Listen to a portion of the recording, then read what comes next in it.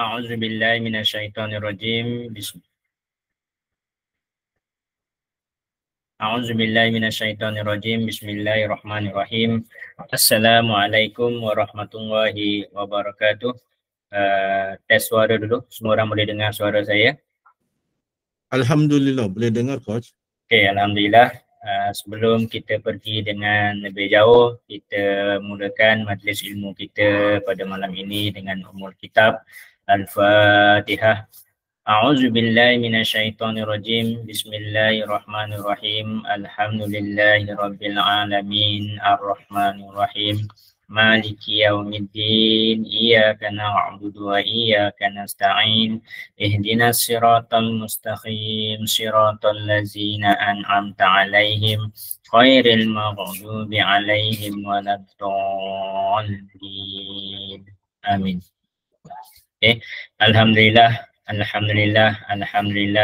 bersyukur kita ke hadrat ilahi kerana dengan limpah dan kurnianya dapat kita bertemu lagi pada malam ini, pada minggu yang seterusnya untuk siri kuliah online kita.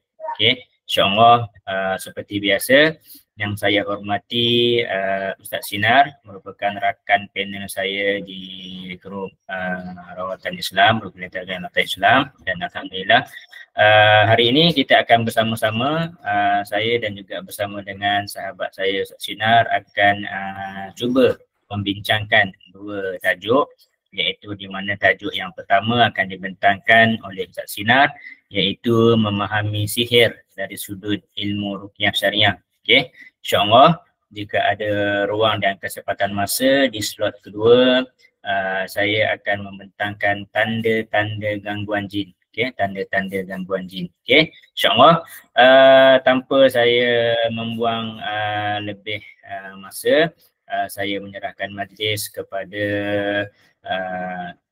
sahabat saya Ustaz Sinar. Okey, insyaAllah untuk memulakan siri kuliah. Okey.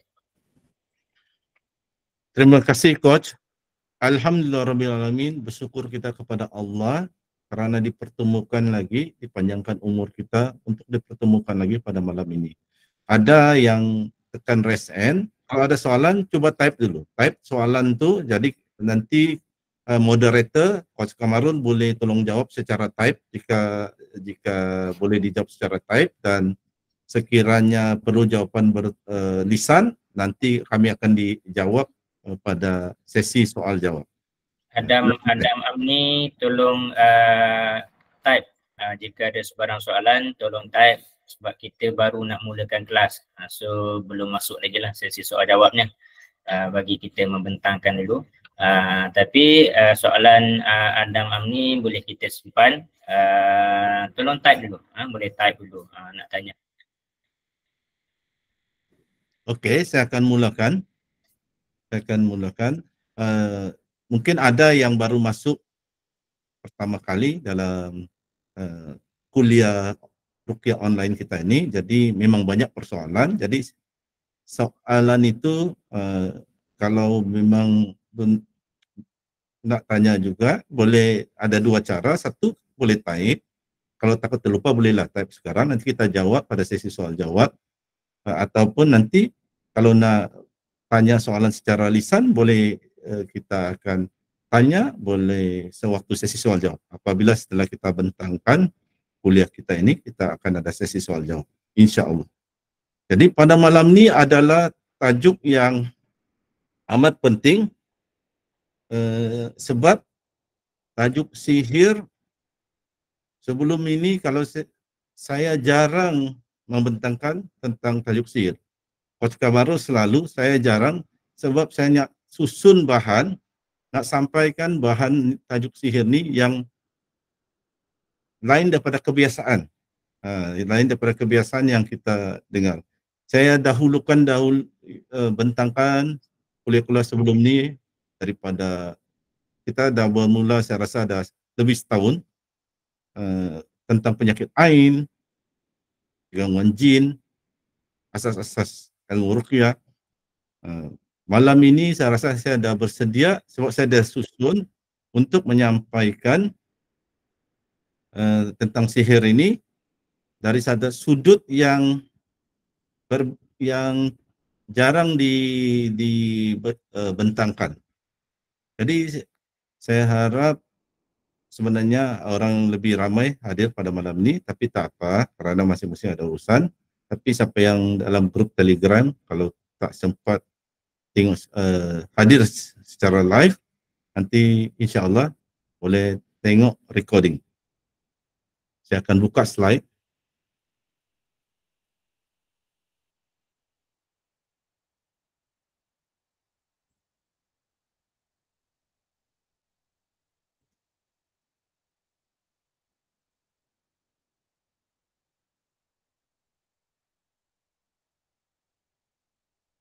Okay, tajuk kita pada malam ini adalah berkenaan memahami sihir daripada sudut ruqyah syariah.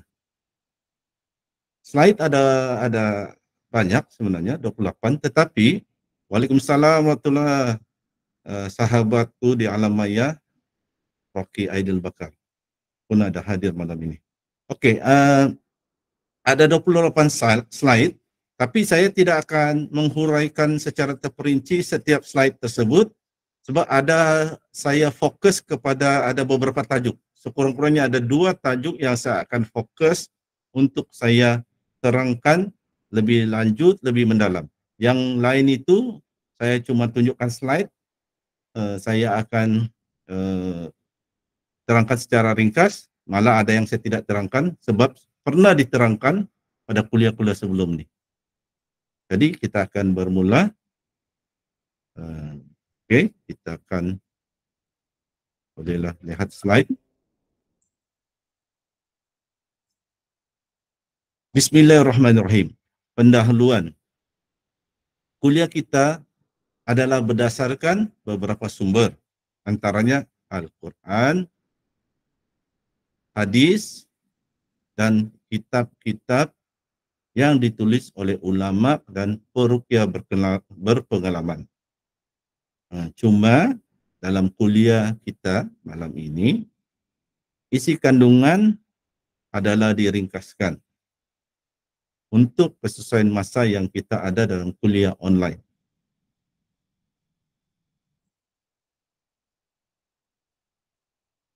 Dalam kuliah kali ini, kita akan belajar topik sihir untuk memahami dan bukan untuk mengamalkan sihir. Sebab mengamalkan sihir itu adalah haram. Kita tidak mengajar untuk mengamalkan sihir, tapi untuk memahami agar kita boleh menghindari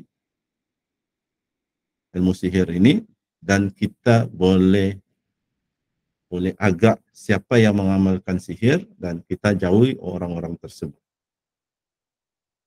Sebahagian masyarakat kita menganggap sihir adalah sesuatu yang sangat kuat dan tak terkalahkan. Ada sihir daripada Thailand, ada sihir daripada orang asli. Kalau nak cerita lagi sihir-sihir veteran lama dari Borneo, sihir dari Sabah Sarawak. Antara hutan tertua di dunia ini adalah Sabah Sarawak, Borneo. Dan jin-jin tua pun ada tinggal. Sebab Sabah Sarawak ni antara yang buminya, pokok hutannya yang tua dari dahulu sehingga sekarang. Masih ada virgin jungle, hutan yang tidak diterokai yang dari dulu. Mungkin hutan itu wujud sejak dari zaman Nabi Musa, Nabi Isa. Jadi ada sebagian jin-jin veteran tua mungkin ada tinggal di Borneo ini. Dan ilmu-ilmu sihirnya pun yang ilmu-ilmu sihir tahap black belt. Dan ada orang risau, santau, santet. Kalau di Sabah ada satu ilmu sihir yang digeruni, yang orang risau, namanya lontong. Kalau di Semenanjung, lontong ini satu makanan yang sedap. Di Sabah ini, lontong ini adalah ilmu sihir tahap yang agak serius, orang boleh mati. dengan kena ni, sebab dia dibuat daripada antaranya dagu mayat yang ditanam dalam sempayan, dibakar daguda dan diambil airnya. Itulah lontong kalau di sebelah Sabah ni, terutama di daerah tempat saya tinggal, sebelah-sebelah pedalaman seperti Keningau. Jadi masyarakat kita rasa ni sihir ni terlalu kuat dan tak terkalahkan. Berubat dah dengan 100 perawat. Dah 10 tahun berubat, tak juga sembuh-sembuh. Jadi malam ini saya nak terangkan sihir ini tidaklah terlalu kuat. Jika kita faham sihir ini memang bahaya, tetapi tidaklah terlalu kuat yang tak terkalahkan. Bukan hanya perawat yang kuat saja boleh membatalkan sihir. Budak-budak umur 7 tahun, 10 tahun, dia baca ruqyah yang senang-senang, juz amma, Al-Fatihah, 3 qul, tambah ayat kursi. Dia baca ruqyah kepada bapa dia yang sakit, ke atas emak dia yang sakit, boleh sembuh. Sebab budak belum ada dosa lagi, belum akhir balik. Kami kadang-kadang kalau di Sabah ni meruqyah perkumpulan, bila kami nampak ada budak yang pandai mengaji, ada masa kami minta dia yang baca ruqyah untuk dia niatkan ayahnya sembuh, ibunya sembuh. Doa seorang anak kepada ibu bapanya lebih makbul, dan mereka masih suci, belum ada terpengaruh dengan berbagai dosa, belum ada terpengaruh dengan rasuah dan sebagainya. Hati mereka masih suci. Tidak perlu lagi buat tazkiyatun nafs, sebab mereka memang hati mereka bersih, insya-Allah. Jadi kita akan pahami pada malam ini bahwa sihir itu tidaklah terlalu kuat, dan bukanlah hanya perawat yang kuat saja boleh membatalkan sihir. Jadi kita akan belajar memahami malam ini. Saya akan menghuraikan secara ringkas, tapi tahap demi tahap berkenaan sihir ini pada malam ini. Secara umum dulu, dan ada mungkin satu dua topik yang saya lebih terangkan lebih terperinci, dan mungkin akan datang kita akan munculkan lagi, bentangkan lagi topik-topik sihir ni, sebab ia meluas. Ya, luas dan boleh dibincangkan dari berbagai aspek. Jadi untuk permulaan kita akan lihat dulu definisi atau maksud sihir itu.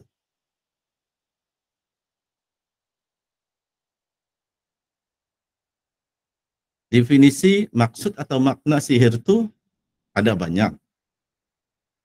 Karena nota ringkas, maka saya akan memberikan satu sahaja definisi, satu saja makna yang diajar oleh salah seorang guru saya bernama Syekh Dr. Sa'ad Said Ahmad Abdu, peruqyah senior dari Mesir.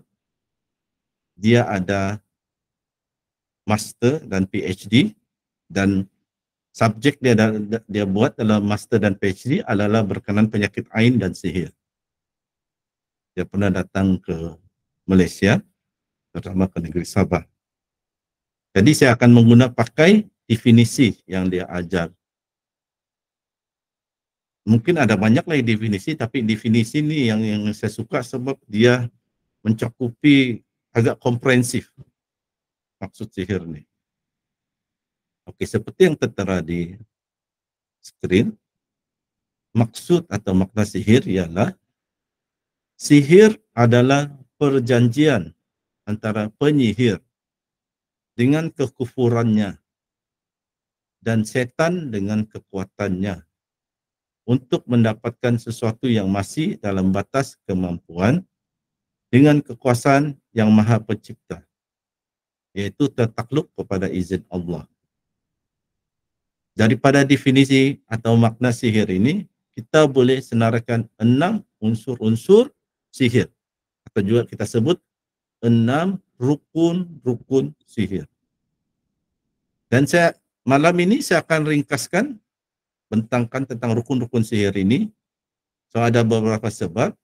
Pertama, saya nak fokus kepada tajuk lain, topik lain, dan juga rukun-rukun sihir ini sebenarnya telah saya bentangkan dalam kuliah online yang lalu. Mungkin ada dalam rekaman di YouTube, boleh cari di YouTube channel Coach Kamarul Azli, Miftahus Salam. Oke, secara ringkas, daripada definisi atau makna tadi, boleh dipecahkan menjadi 6 rukun sihir. 6 syarat ilmu sihir ini berlaku. Yaitu pertama, ada akad atau perjanjian. Yaitu ada ahli sihir membuat perjanjian dengan syaitan. Sihir ada perjanjian antara tukang sihir dengan syaitan. Orang yang belajar sihir dan ingin mengamalkan sihir akan ada buat perjanjian dengan syaitan. Walaupun dia tidak mengakui di media sosial secara terbuka. Tapi terselindung dia ada buat perjanjian. Dia ada akad. Kedua, dalam sihir ni perlu ada penyihir. Kalau tidak ada penyihir, tukang sihir tidak ada, kita mungkin sakit lain. Mungkin kita sakit gangguan saka. Mungkin kita sakit karena penyakit ain. Kalau tidak melibatkan manusia yang menjadi tukang sihir. Dan penyihir ini, orang ini perlu belajar ilmu sihir. Ilmu sihir ini perlu dipelajari. Sama ada dia pergi berguru, dia pergi ke hutan, ke bukit, ke gunung, dia cari guru belajar, atau dia belajar daripada mimpi. Muncul seseorang dalam mimpi, dia belajar.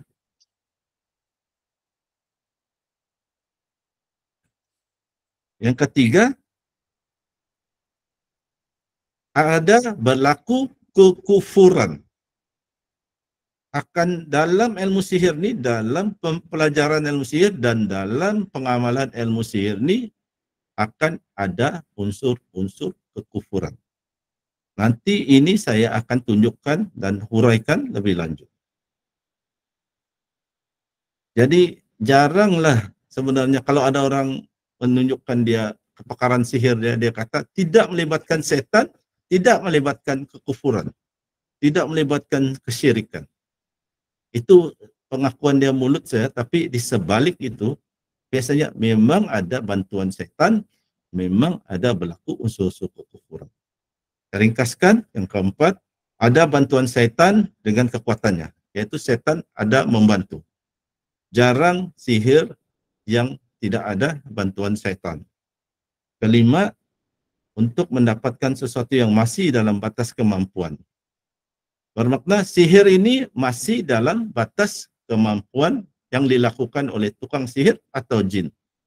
Tukang sihir tidak ada kekuatan menukar bulan yang berbentuk bulat, sfera, menjadi 4 segi. Kalau ada tukang sihir, dia tunjuk bulan tu kepada orang ramai waktu malam, bulan tu bertukar 4 segi, bukan bulat, itu sebenarnya bukan hakikat. Dia cuma menyihir mata orang yang melihat. Bulan tetap juga bulat. Ahli sihir tidak ada kekuatan menjadikan planet atau bulan menjadi bentuk 4 segi. Dia masih di bawah batas kemampuan makhluk manusia dan makhluk jin. Manusia tidak boleh jadikan bulan menjadi bentuk 4 segi, jin pun tidak boleh. Kalau ada manusia boleh membelah bulan, yaitu Rasulullah SAW, itu adalah mukjizat. Itu bukan sihir. Dan kita kena ingat, Rasul terakhir, Nabi dan Rasul terakhir adalah Nabi Muhammad SAW. Bukan Mama Gufran, bukan Ayapin. Nah, jadi kalau siapa yang mengaku ada karamah atau mukjizat, sebenarnya tidak ada sudah mukjizat berlaku, sebab tidak ada lagi Rasul. Rasul terakhir adalah Nabi Muhammad SAW. Jadi yang lain itu hanya mengaku. Ada tidak berani mengaku mukjizat, dia kata karamah. Karamah ini pula bukan boleh berlaku dalam kebanyakan keadaan. Dan kita tidak akan bincangkan sepanjang lebar tentang ini. Itu mungkin masa-masa akan datang. Sebab saya nak ringkaskan, saya nak pergi kepada fokus kepada topik tertentu.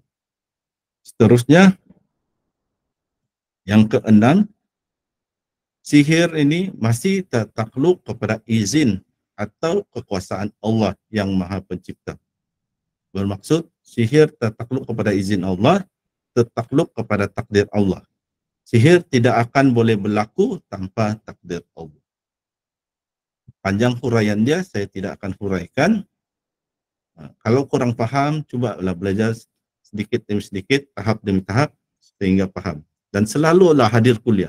Kalau selalu hadir kuliah, sebab ada masanya topik itu diulang ajar dengan huraian yang berbeza, dan apabila berkali-kali kita dengar, mungkin kita akan faham. Jadi bersabar, kalau tidak paham, belajarlah tahap demi tahap.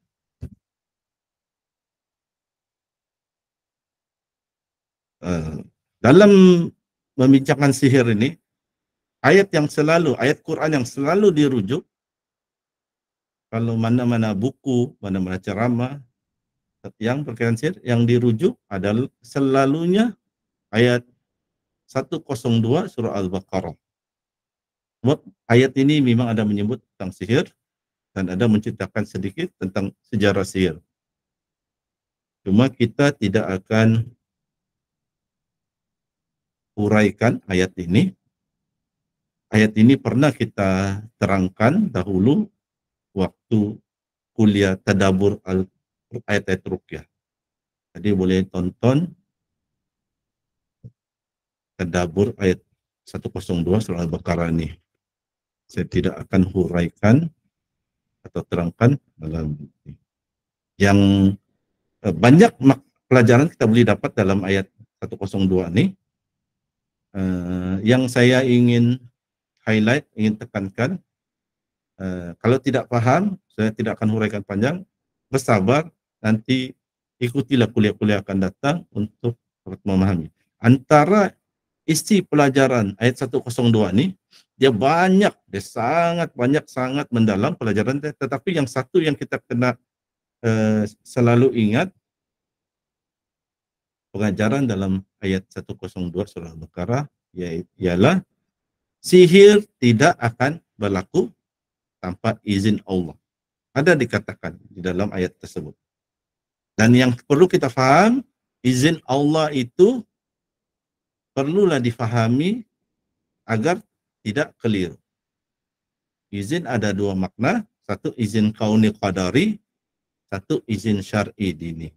Yang dimaksudkan dalam ayat 102 mengatakan sihir tidak akan berlaku tanpa izin Allah, itu merujuk kepada izin kauni qadari. Dan saya tidak akan huraikan panjang lebar pada malam ini, pernah dihuraikan sebelum ini, kuliah-kuliah sebelum ini. Saya akan terangkan lebih panjang lebar topik lain dalam tajuk memahami sihir ini. Jadi saya akan skip ini, saya ringkaskan saja. Ini antara yang saya ingin tumpukan, yang saya ingin huraikan, yaitu cara tukang sihir bekerja sama dengan jin. Tukang sihir ini adalah orang yang mulanya belajar ilmu sihir. Sampai kepada satu peringkat, si tukang sihir akan membuat perjanjian dengan ketua kabilah jin. Jin yang bertaraf ketua jin ini akan memberikan beberapa syarat untuk tukang sihir, untuk orang yang belajar sihir ini, agar baru dia membenarkan, mengizinkan pengikut-pengikutnya, pengikut-pengikut ketua jin ini, Jin ni mungkin ketua kabilah. Dia mungkin ada beratus ribu tentera pengikut di bawah dia, kabilah dia. Mungkin ada yang 1.000, mungkin ada 100.000. Jadi untuk ketua jin ini, dia buat perjanjian dengan tukang sihir. Untuk mereka membantu, untuk ketua itu benarkan dia punya sajen, dia punya kopral, dia punya pendekar, membantu tukang sihir, ada syarat dia minta. Dan biasanya syarat-syarat ini dalam perjanjian mereka ada mengandungi unsur-unsur syirik. Atau paling kurang pun syarat-syarat itu mengandungi unsur-unsur haram. Contoh syarat-syarat yang dikenakan oleh ketua jin kepada tukang sihir. Ada pengamal ilmu sihir akan disuruh ketua jin untuk memijak kitab Al-Quran. Atau bersetubuh dengan mahramnya. Contohnya, orang ini belajar ilmu sihir, dia ada anak perempuan remaja, dia disuruh bersetubuh dengan anak perempuannya. Atau seorang wanita ini belajar ilmu sihir, dia disuruh bersetubuh dengan anak lelakinya. Dan jangan anggap ini cerita dongeng. Ini cerita tidak berlaku dalam masyarakat kita. Saya pernah merawat keluarga, atau keluarga besar, ada yang bisik-bisik kepada saya. Dia kata yang satu pesakit ini ibunya mengamalkan ilmu-ilmu tertentu, ilmu-ilmu pelik, ilmu-ilmu sakti. Sebenarnya kalau guna bahasa straightforward, direct to the point, ibu itu belajar ilmu sihir. Ibu itu pernah pergi ke Indonesia 1 tahun ke Indonesia. Bila balik, tiba-tiba dengan seorang lelaki. Dia kata guru dia. Persoalannya si ibu itu perempuan, guru itu lelaki. Adakah mereka berkahwin? Dan wanita itu dah bercerai dengan suami dia. Dan bila dengar bisikan-bisikan keluarga lain, adik-beradik wanita tersebut, kakak wanita tersebut cerita kepada saya, anak buah dia, anak saudara dia, macam-macam. Ada berbisik kepada saya. Malah anak dia yang sakit itu pernah bagi tahu, ibu dia ajar waktu dia masuk ke balik, ibu dia ajar dia punya darah head, minta maaf, tapi ini kita kena dedah kan, untuk pengetahuan, memang agak kasar bahasanya. Ibu tu ajar anak dia apabila datang head pertama, darah head itu dijadikan macam alat solek pula, disapu di muka.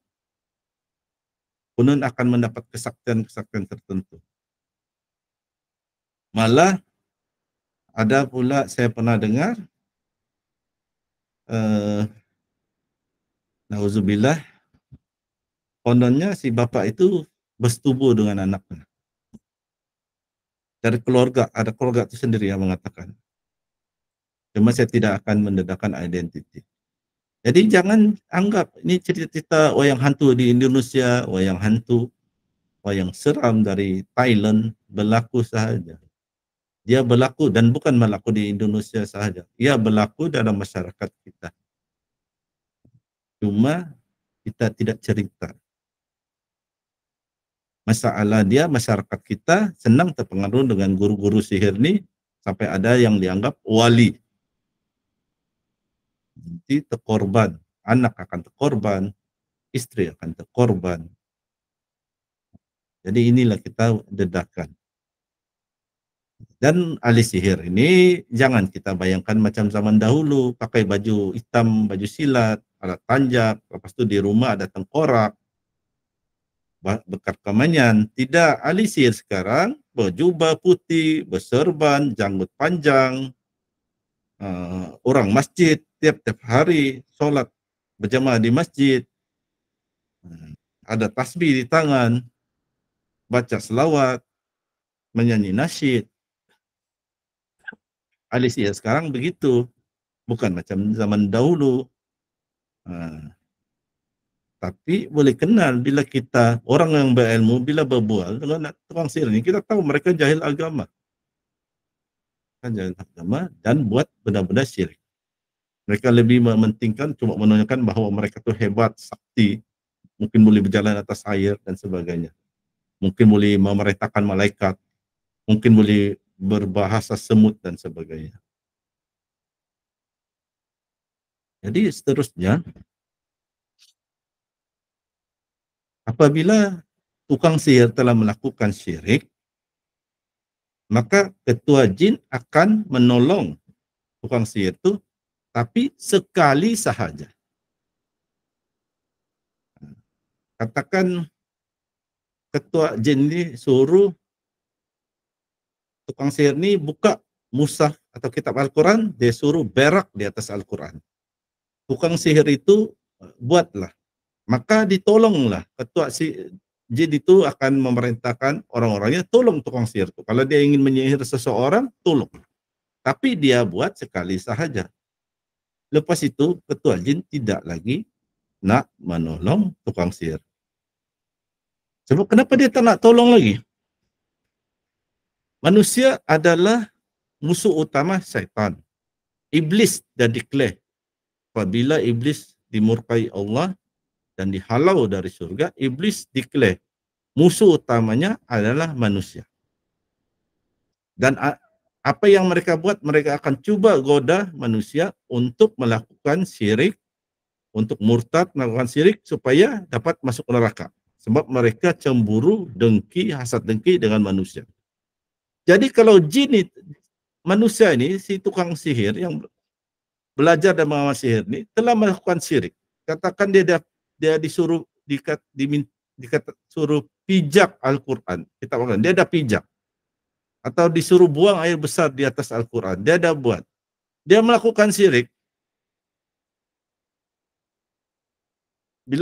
Bila syirik apa berlaku kesan dia? Masuk neraka lah, akan datang. Bila meninggal masih dalam keadaan syirik, di padang mahsyar nanti dihalau lah ke neraka.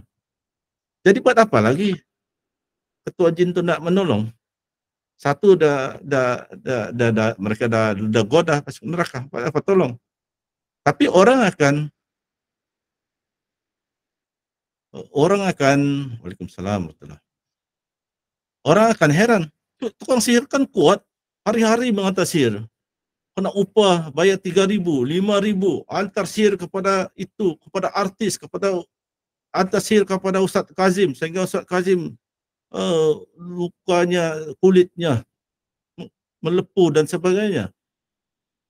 Kalau jin itu menolong sekali, kenapa mereka boleh buat sihir berkali-kali? Ini yang kita kena faham.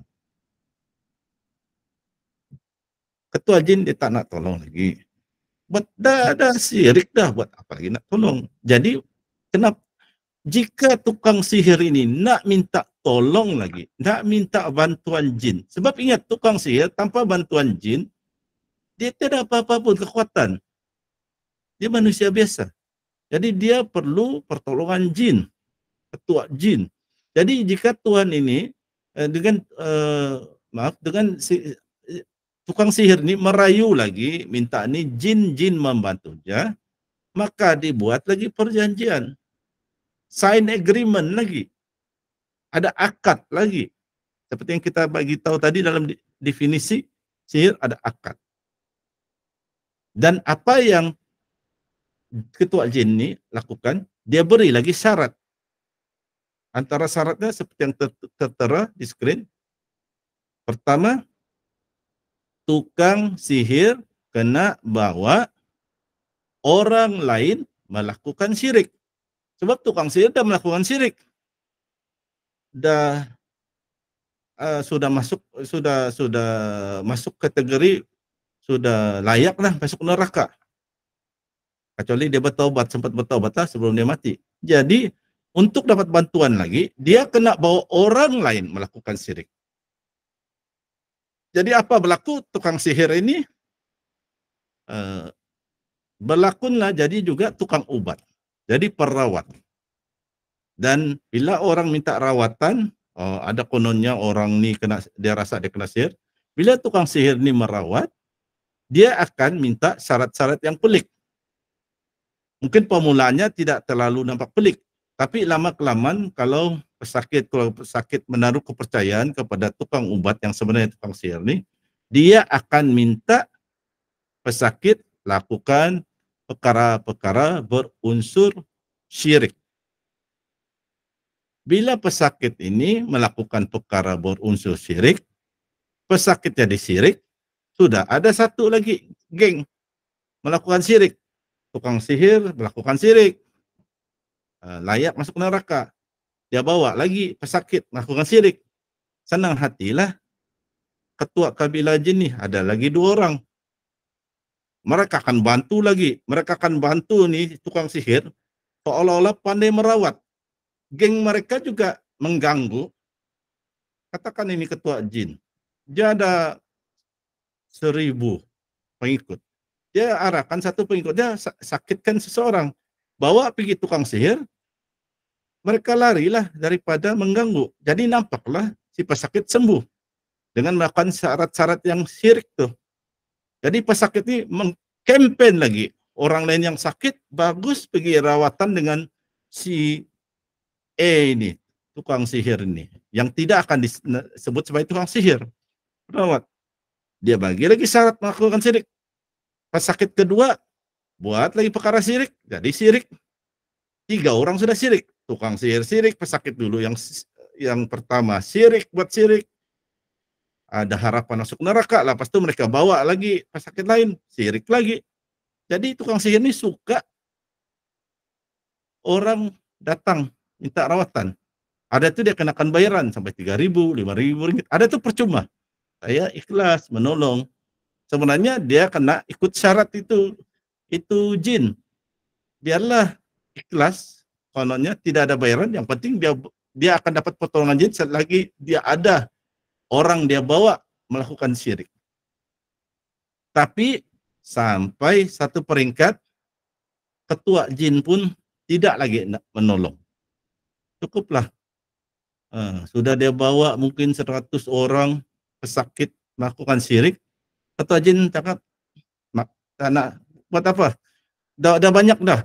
Ini tukang sihir nih syirik, dia akan makin dia mengubat orang dan dia akan suruh juga orang melakukan syirik walaupun tidak diarahkan oleh ketua jin. Dan orang-orang yang telah melakukan syirik ini lagi mengempen kawan-kawan lain untuk pergi jumpa tukang sihir ini untuk melakukan syirik. Jadi buat apa lagi? Sudah berjaya mencapai matlamat mereka, jin nih. Buat apa lagi mereka nak tolong si tukang sihir? Tapi tukang sihir masih juga nak kekuatan, nak jadi kebal, nak jadi macam-macam, merayu lagi, minta tolong. Jadi dibagi lagi syarat, yaitu tukang sihir diarahkan mencari anak-anak murid. Tukang sihir ini pula akan jadi guru untuk mengajar ilmu, segala-gala ilmu perbuatan, ilmu tenaga dalam, ilmu jurus maut, ilmu kebal, ilmu pelindung. Dia jadi guru supaya orang belajar dengan dia, lebih banyak orang belajar dengan dia. Dia bagi lagi syarat-syarat yang ada unsur syirik, lagi banyak orang melakukan syirik. Semakin banyak orang jadi syirik oleh dia, lagi itulah jin akan membantu. Jin yang jahat inilah jin setan nih. Bukan jin muslim. Kadang-kadang mereka mengaku muslim, tapi sebenarnya mereka bukan muslim, mereka adalah setan. Malah ada jin mengaku nabi, mengaku malaikat, mengaku Tuhan. Jin mengaku Tuhan pun ada. Jadi begitu cara dia orang. Matlamat utama menjadikan orang ramai, seramai-ramai orang jadi syirik. Itu ahli sihir itu sebagai alat mereka saja.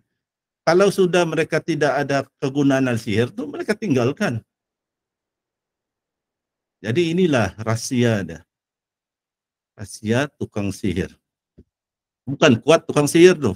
Kadangkala jin itu sendiri pergi serang si tukang sihir. Mereka dah malas dah boring dah dengan tukang sihir tuh. Tidak faedah lagi mereka membantu. Mereka ada tuh masa mereka serang tuh tukang sihir. Mereka kacau anak istri tukang sihir. Mereka kacau anak tukang sihir jadi gila. malah ada yang mati. Tukang sihir sih yang bodoh menganggap dia sebagai ketua. Yang jin-jin itu adalah kodam dia. Sebenarnya bukan jin itu kodam dia.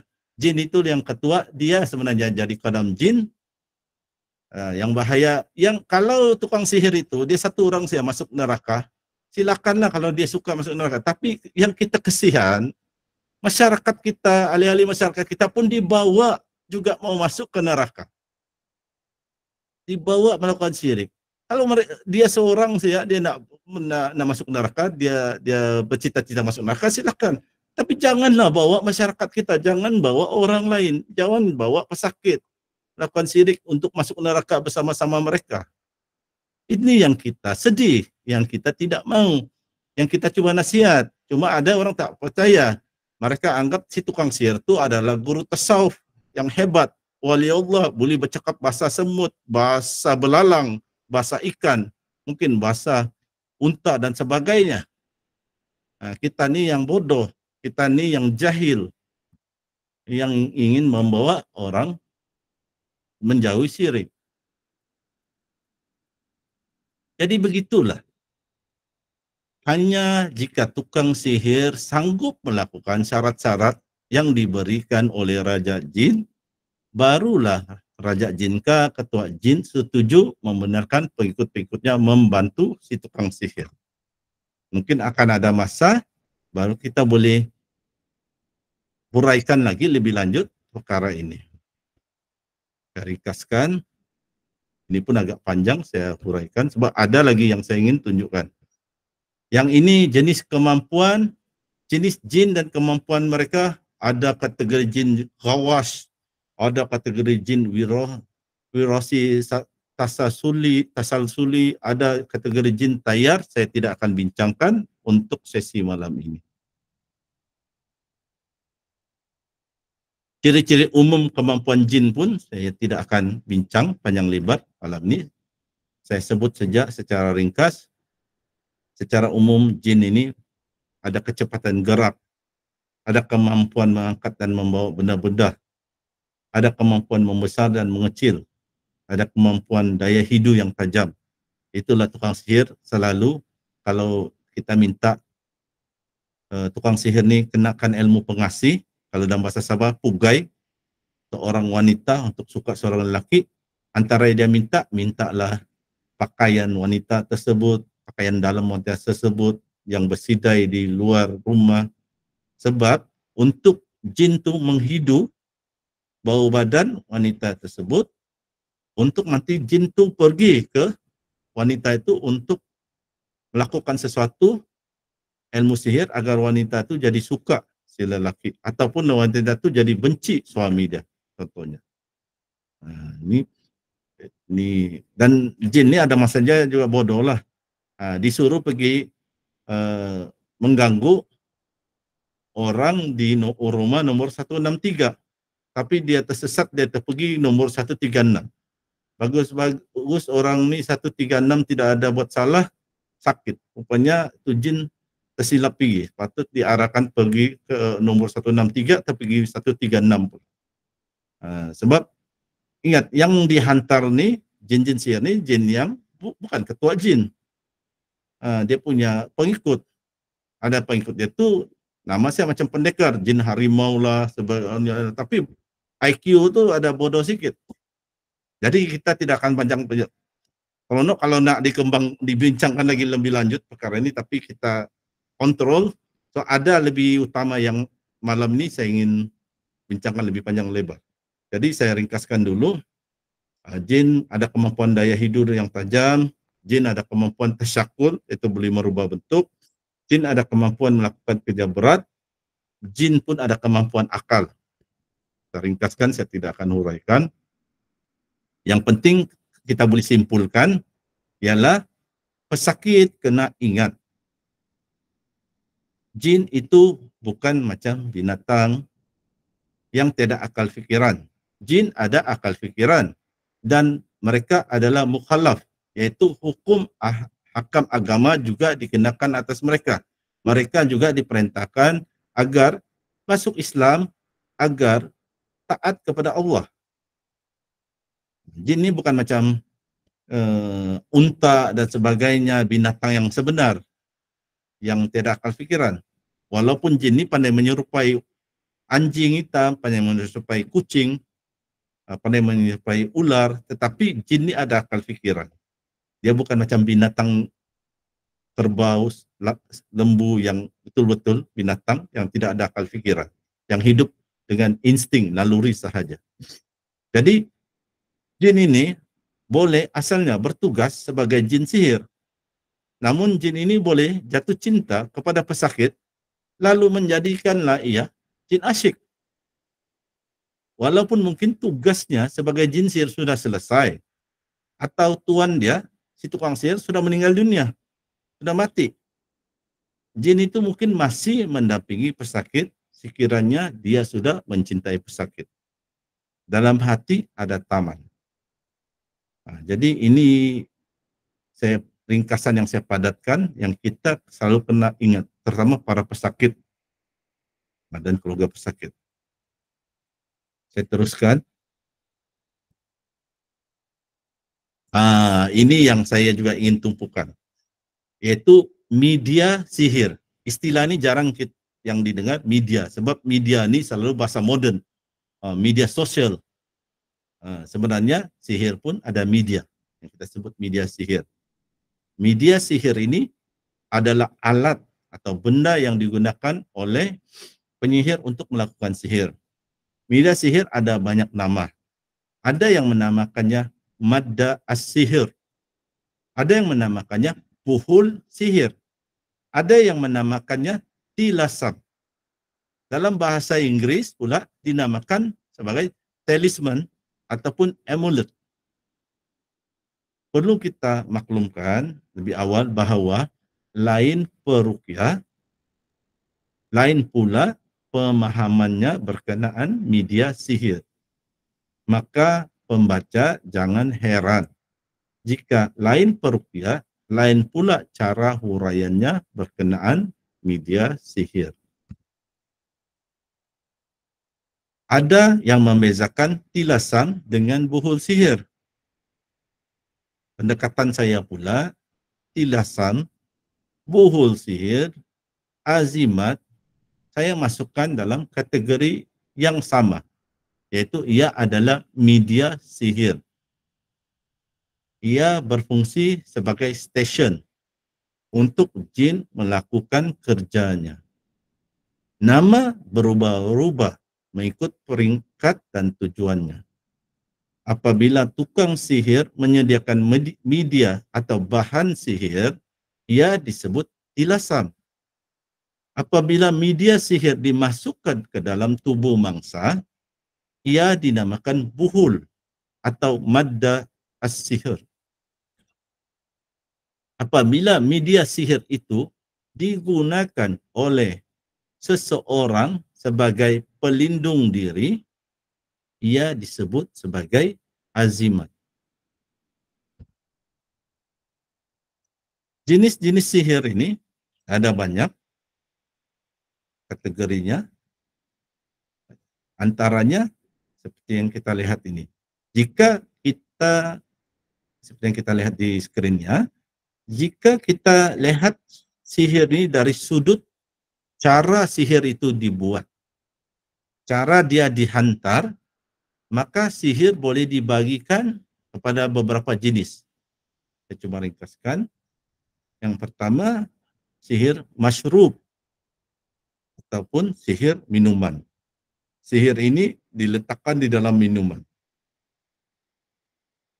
Yang kedua, sihir makul, yaitu sihir makanan.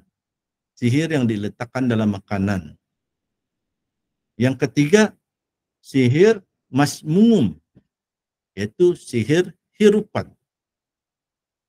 Sihir yang diletakkan pada asap atau minyak wangi. Nah, lepas itu mangsa akan terhirup minyak wangi tersebut. Yang seterusnya, sihir marsyus, yaitu sihir yang dipercikkan. Contohnya, ada tempat lalu lalang seperti kaki lima nak ke restoran, dipercikkanlah air sihir itu pada waktu malam, supaya orang, bila orang lalu yang tuan kedai lalu di tempat yang dipercikan, tuan kedai itu jadi sakit. Orang pula sekitar nampak kedai itu macam tutup sahaja. Nah, ini namanya sihir marsus, sihir yang dipercikkan. Ada lagi namanya sihir madfun, yaitu sihir yang ditanam. Contohnya benda sihir itu ditanam di kuburan, di tempat pembuangan sampah, atau berdekatan rumah mangsa. Nah, seterusnya sihir mu'allaq, yaitu sihir yang digantung. Contohnya dibuat minyak pengasih, botol kecil, lepas tu diikat di ranting pokok. Apabila botol minyak pengasih itu tertiup angin, atau kain-kain kah, atau bentuk patung kah tertiup angin, maka si perempuan yang dikenakan sihir itu asyik terindu-rindukan si lelaki yang mengupah tukang sihir. Sebagai contoh. Itu satu contoh sihir yang digantung. Ada lagi beberapa jenis sihir yang digantung. Yang kalau kita cakap sejak nih, nama kita tidak dapat gambarkan.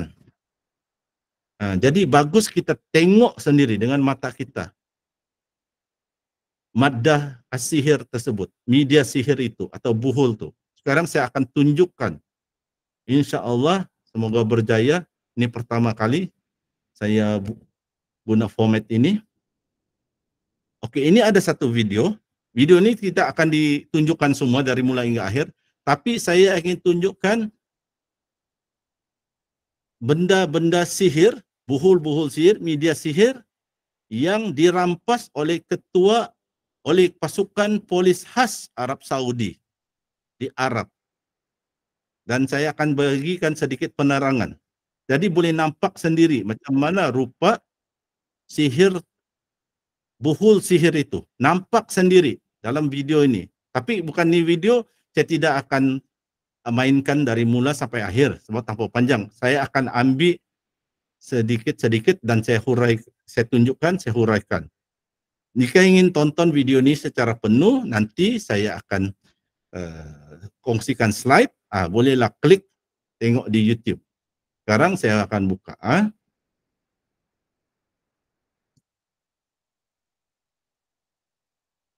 Ini adalah satu kuliah ruqyah di England. Di England, tapi ditunjukkan satu video.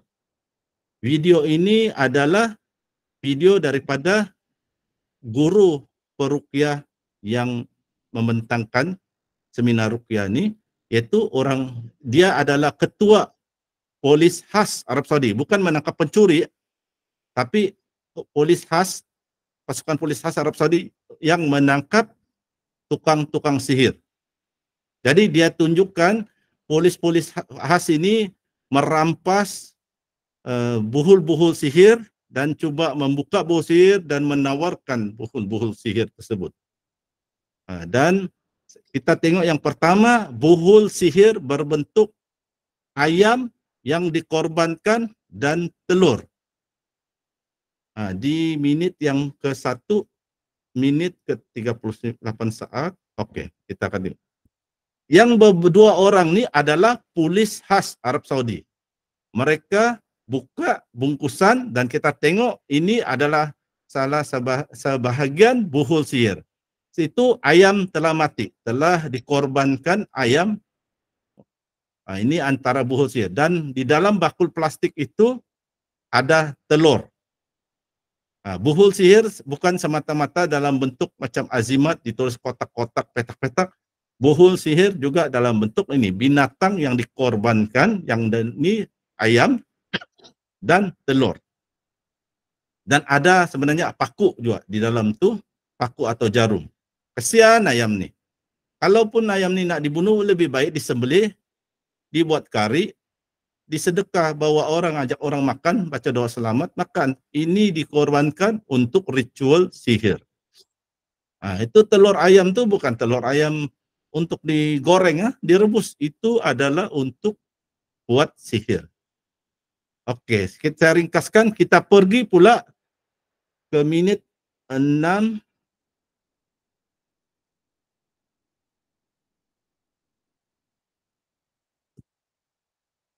ini adalah kumpulan petugas khas. Nanti akan ditunjukkan di video. Petugas khas pergi menyelam, mengambil buhul-buhul sihir yang dibuang ke tepi laut itu. Dan Anda tahu tak di mana itu? Tepi laut itu adalah di Jeddah.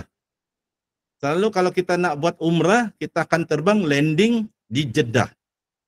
Ini adalah perairan Jeddah.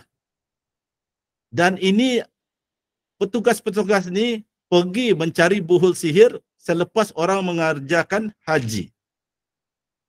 Orang-orang terutama di Asia lah, orang-orang Asia Tenggara ini mengerjakan haji, mengerjakan umrah, tapi buat sihir juga.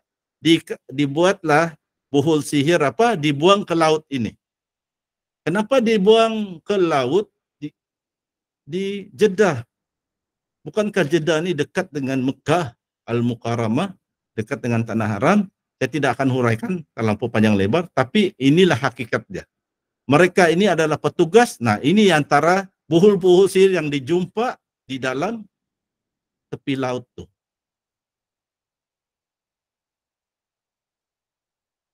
Nah, ada dibungkus kotak, diikat dengan jarum. Oke. Kita akan pergi ke menit ke-8.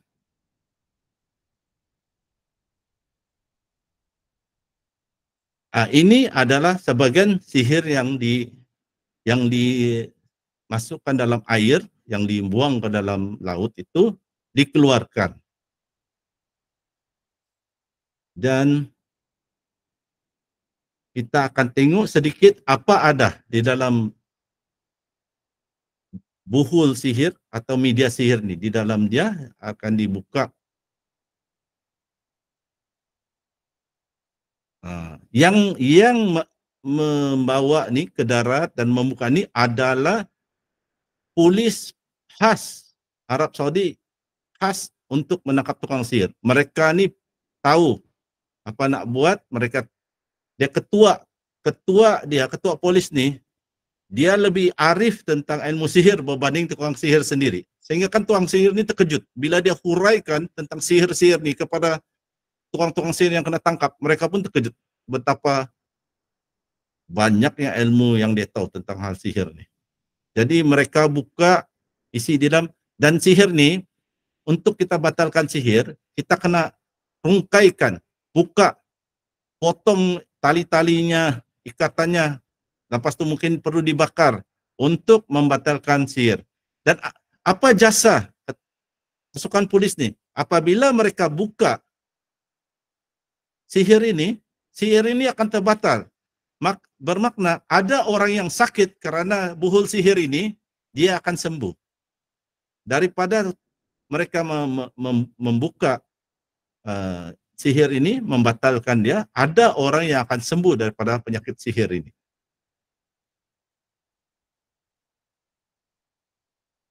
Oke, saya akan tunjukkan pula buhul sihir dalam bentuk binatang yang hidup.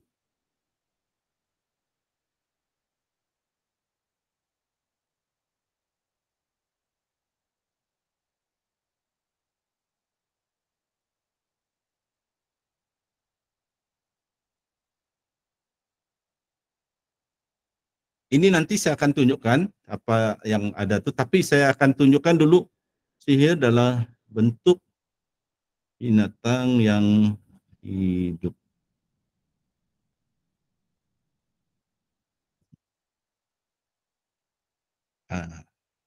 Buhul sihir dalam ini. Kesian burung nih, cantik burung nih, masih hidup lagi. Dan apa berlaku? Burung ini dijadikan media sihir. Tengok kepak dia. Kepak dia telah dijahit dengan satu lipatan. Dan biasanya dalam lipatan itu adalah kertas yang ada bertulis simbol-simbol. Burung ini dijadikan media sihir, diikatlah juga dengan buhul-buhul sihir yang lain yang ada tulisan-tulisan dilikat kepada burung ini dan burung ini dilepaskan.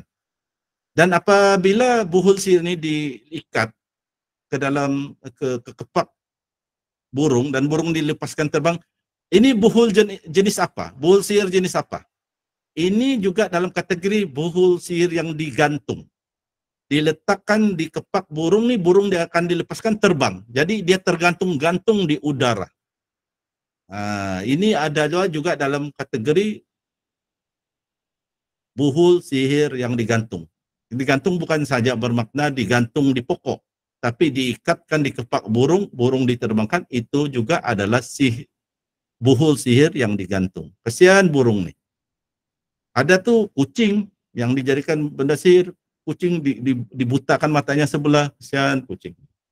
Oke, kita pergi, ini yang lebih bersedialah, minta maaf kalau siapa yang tidak sanggup melihat. Oke, kita akan melihat nih pula buhul atau azimat yang dibuat daripada ayat Al-Quran.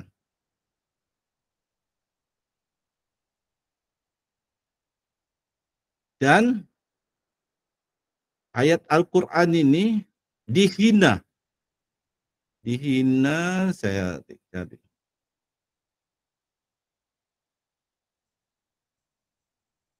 Ini adalah yang kita akan lihat nih, macam mana ayat Al-Quran, kitab Al-Quran dijadikan buhul sihir. Bukan Al-Quran itu salah, tapi Al-Quran itu dihina untuk dijadikan buhul sihir. Tukang sihir kena melakukan perkara syirik, menghina ayat Quran, baru jin akan menolong.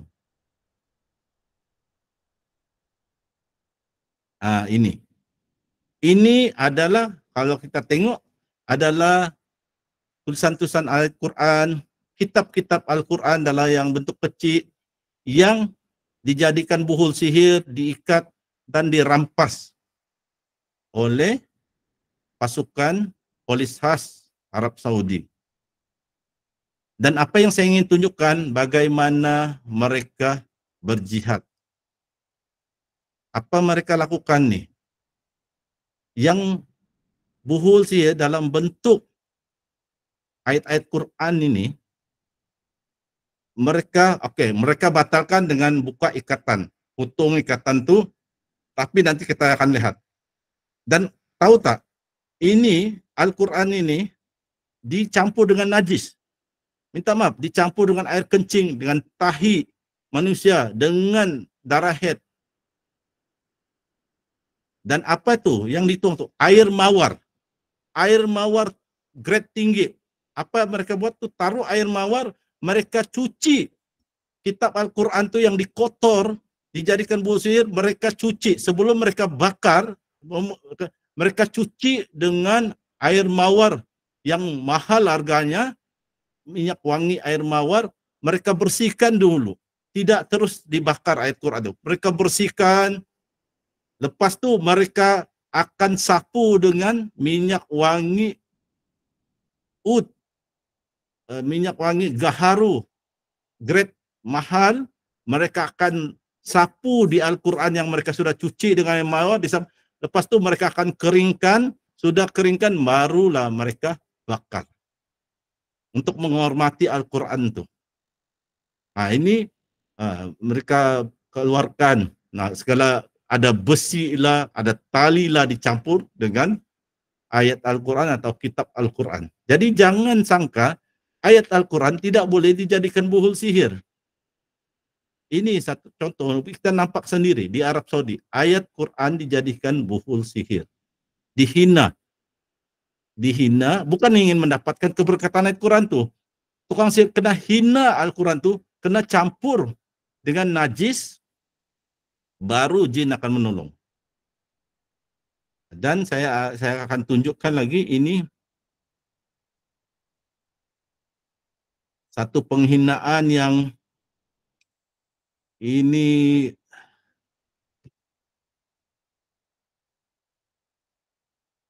ayat Quran telah nauzubillah, astagfirullahaladzim. dicampur dengan darah haid. Malah ayat Quran tu ditulis di kertas, dilipat-lipat, minta maaf, dimasukkan ke dalam kemaluan perempuan. Begitu kejinya tukang sihir. Jadi tidakkah itu syirik?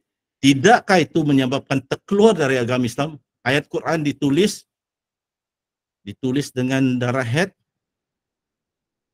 ditulis dengan air kencing, lepas itu dimasukkan ke kemaluan perempuan. Bukankah itu menghina? Bukankah itu sudah terkeluar, perbuatan terkeluar dari agama Islam?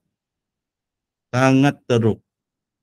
Memang ahli sihir yang kita jumpa selalu, mereka tuh belum lagi tahap black belt. Itu ahli sihir yang baru tahap yellow belt, blue belt, ataupun penipu.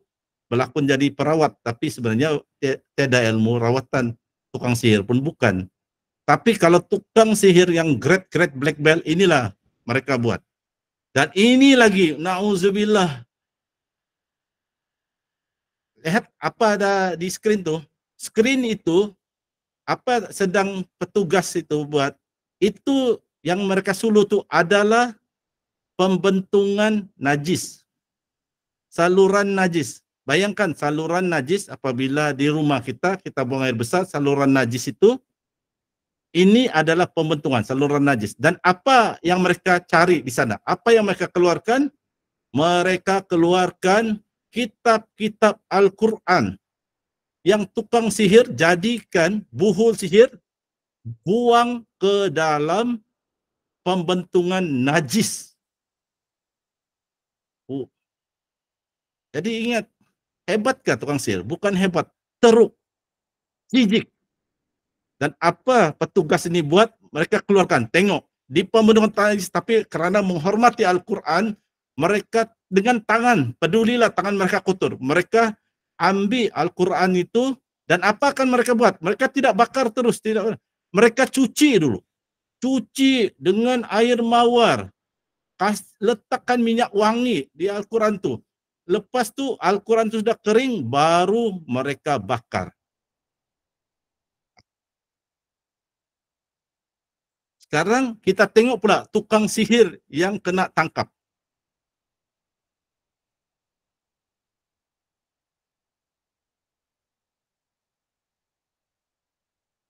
Kita akan tengok, ini pasukan polis khas Arab Saudi, mereka menyamar, mereka secara senyap sudah monitor tukang sihir ni, mereka pergi menangkap tukang sihir ni. Kejap lagi ada di video tu.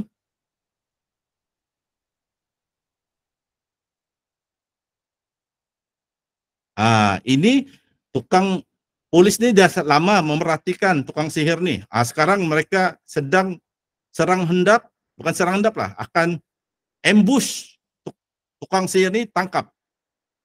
Mereka ikut tukang sihir ni ke satu tempat, tukang sihir ni nak balik ke rumah dia.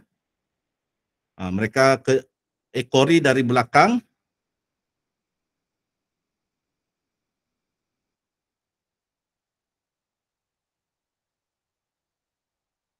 Okey, tinggal video tukang tangkap ni, lepas tu kita boleh selesai tengok ni.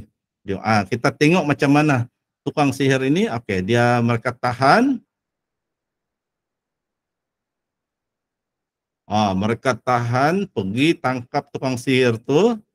Okey, yang berbaju ini polis ni sebenarnya, polis ni. Itu yang berbaju petak-petak tu adalah si tukang sihir. Dia berlakon macam seolah-olah tidak tahu apa-apa.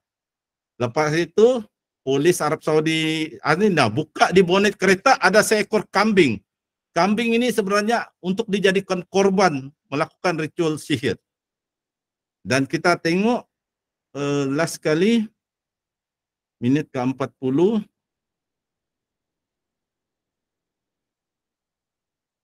Ini adalah video tukang sihir itu disuruh tunjukkan bagaimana dia melakukan ritual sihir. Jadi dia pakai baju sihirnya itu baju sihirnya. Dia tunjukkan cara dia melakukan ritual sihir. Yang baju Arab itu sebenarnya adalah ketua polis khas yang tugasnya menangkap sihir. Untuk tukang sihir. Dia kasih tunjuk macam mana dia bakar kemenyan, dia apa tu dia akan ambil rotan, dia bakar kemenyan. Ritual yang ritual ini tidak akan ditunjukkan kepada orang awam. Dia buat sendiri. Dia memuja setan, dia buat sendiri. Dia tidak akan tunjuk. Kalau dengan orang awam dia cakap dia tidak melakukan syirik, tidak ada bantuan jin. Tapi inilah dia buat. Dia merotan diri dia sendiri. Lepas tu dia ada ceritakan, dia ada melakukan pengorbanan ayam ke burung dia sembelih untuk jin, bukan karena sembelih nak makan. Lepas tu dia akan sujud di hadapan jin. Dia yang nampaklah jin tu mungkin.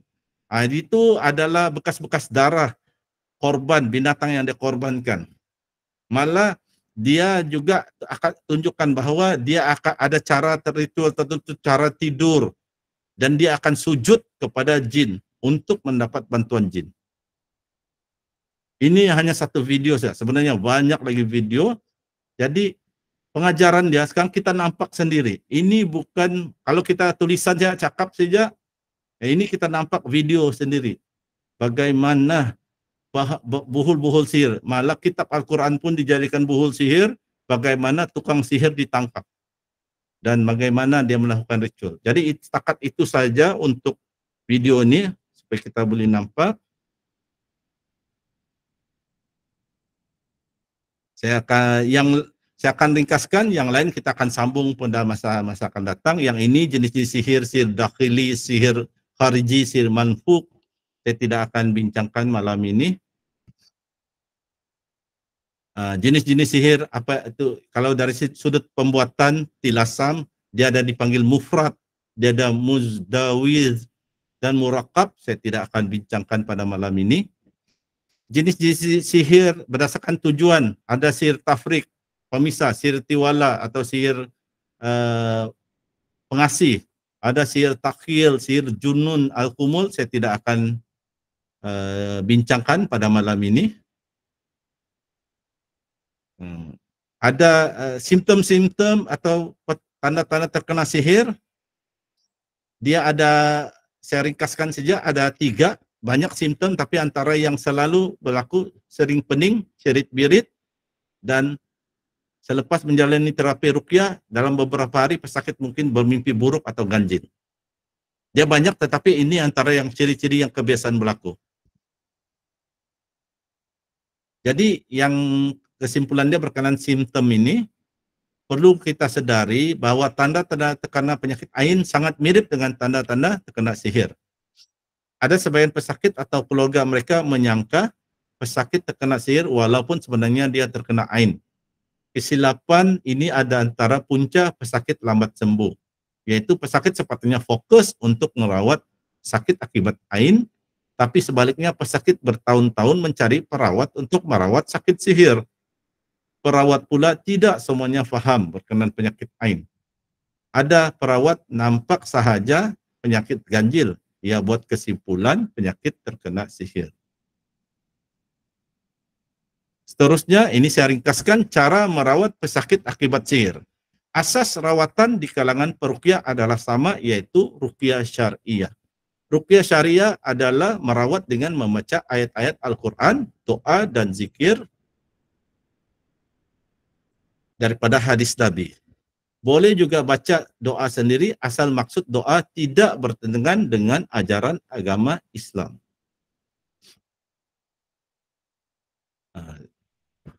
Kita nak habis dah kuliah yang berkenaan sihir ini. Jadi cara merawat pesakit akibat sihir, asas merawat adalah sama. Namun setiap peruqyah berbeza pemahaman dan pengalaman. Maka pelaksanaan rawatan berbeza antara peruqyah.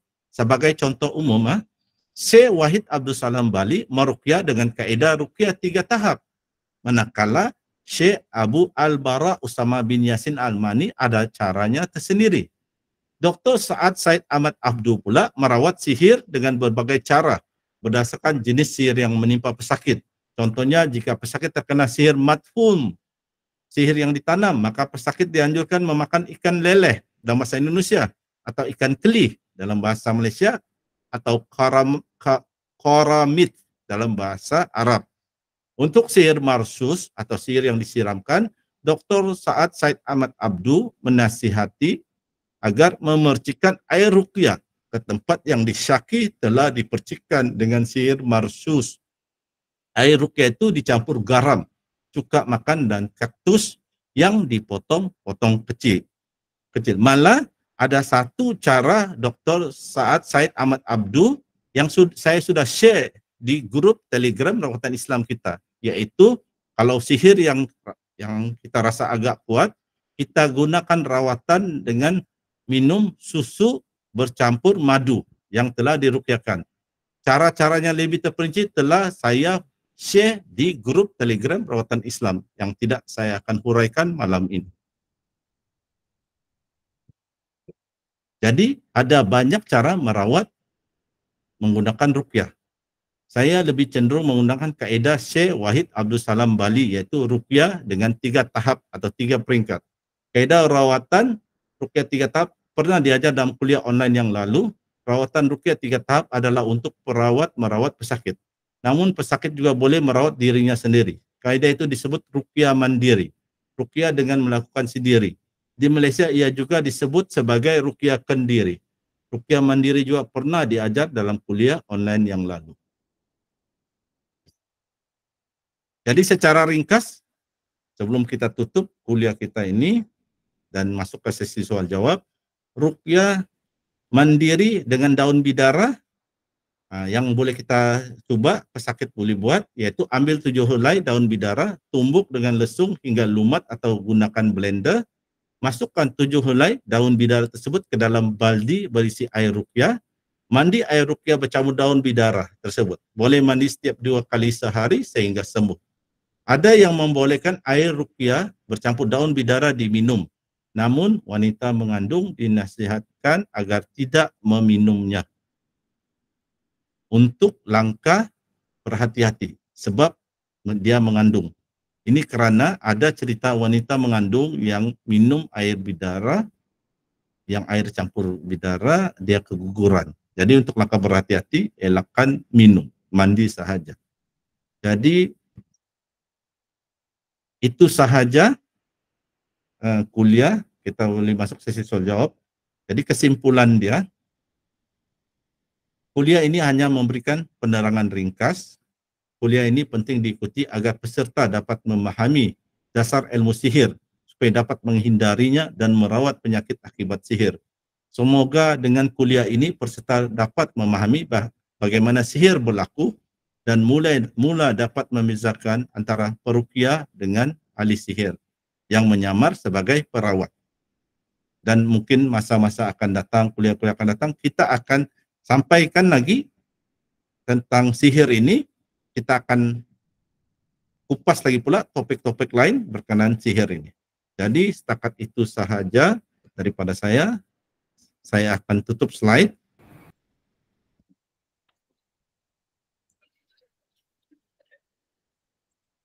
Maka dengan ini saya serahkan majlis kita ini seterusnya kembali kepada moderator kita, Coach Kamarul Azli. Saya serahkan kepada Coach. Silakan Coach. Okay, Alhamdulillah. Terima kasih kepada Ustaz Sinar perkongsian yang detail dan juga padat mengenai sihir. So insyaAllah masa dah pukul 10.40, slot kedua pada malam ni kita tangguhkan dahulu. Kita teruskan saja kepada sesi soal jawab. InsyaAllah sama ada soalan tu dijawab oleh Ustaz Sinar ataupun saya sendiri. Yang mana yang berhajat nak bertanya soalan boleh raise hand. Tadi ada 2 orang tadi yang raise hand. Boleh raise hand dan open mic, boleh bercakap secara direct soalan ataupun juga boleh bertanyakan secara teks, boleh type teks. Okay. Saya sekali lagi untuk membuat sedikit teguran juga di saat kita tengah memberikan kuliah, kalau boleh elakkan kita raise hand sebab tumpukan dahulu pada kuliah yang disampaikan. Jika ada soalan tak ada masalah boleh, cuma kalau boleh kita komen dan type secara teks. Okay. Leh pula tadi dia raise hand. Okay. So sebenarnya kita kena dalam kita menuntut ilmu ni kita kena ada adab juga dalam menuntut ilmu. Saya mohon maaf bukan tujuan untuk mengkritik tapi untuk kita nak memperbaiki diri kita.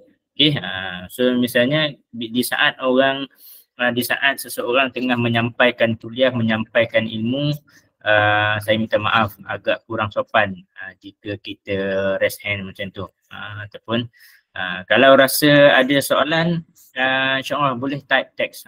Jika secara teks tu dia akan nampak lebih sopan sebab dia di sisi dia tak mengganggu sangat skrin orang yang menyampaikan ilmu lah. Okay, so sekarang sekarang kita buka pada sesi soal jawab. So boleh bertanya soalan, boleh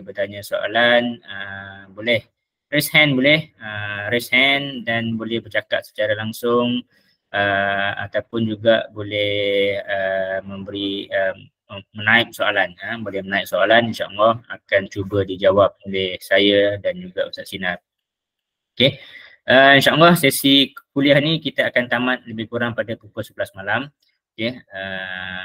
Kalau yang mana yang ada soalan boleh teruskan dengan soalan, insyaAllah.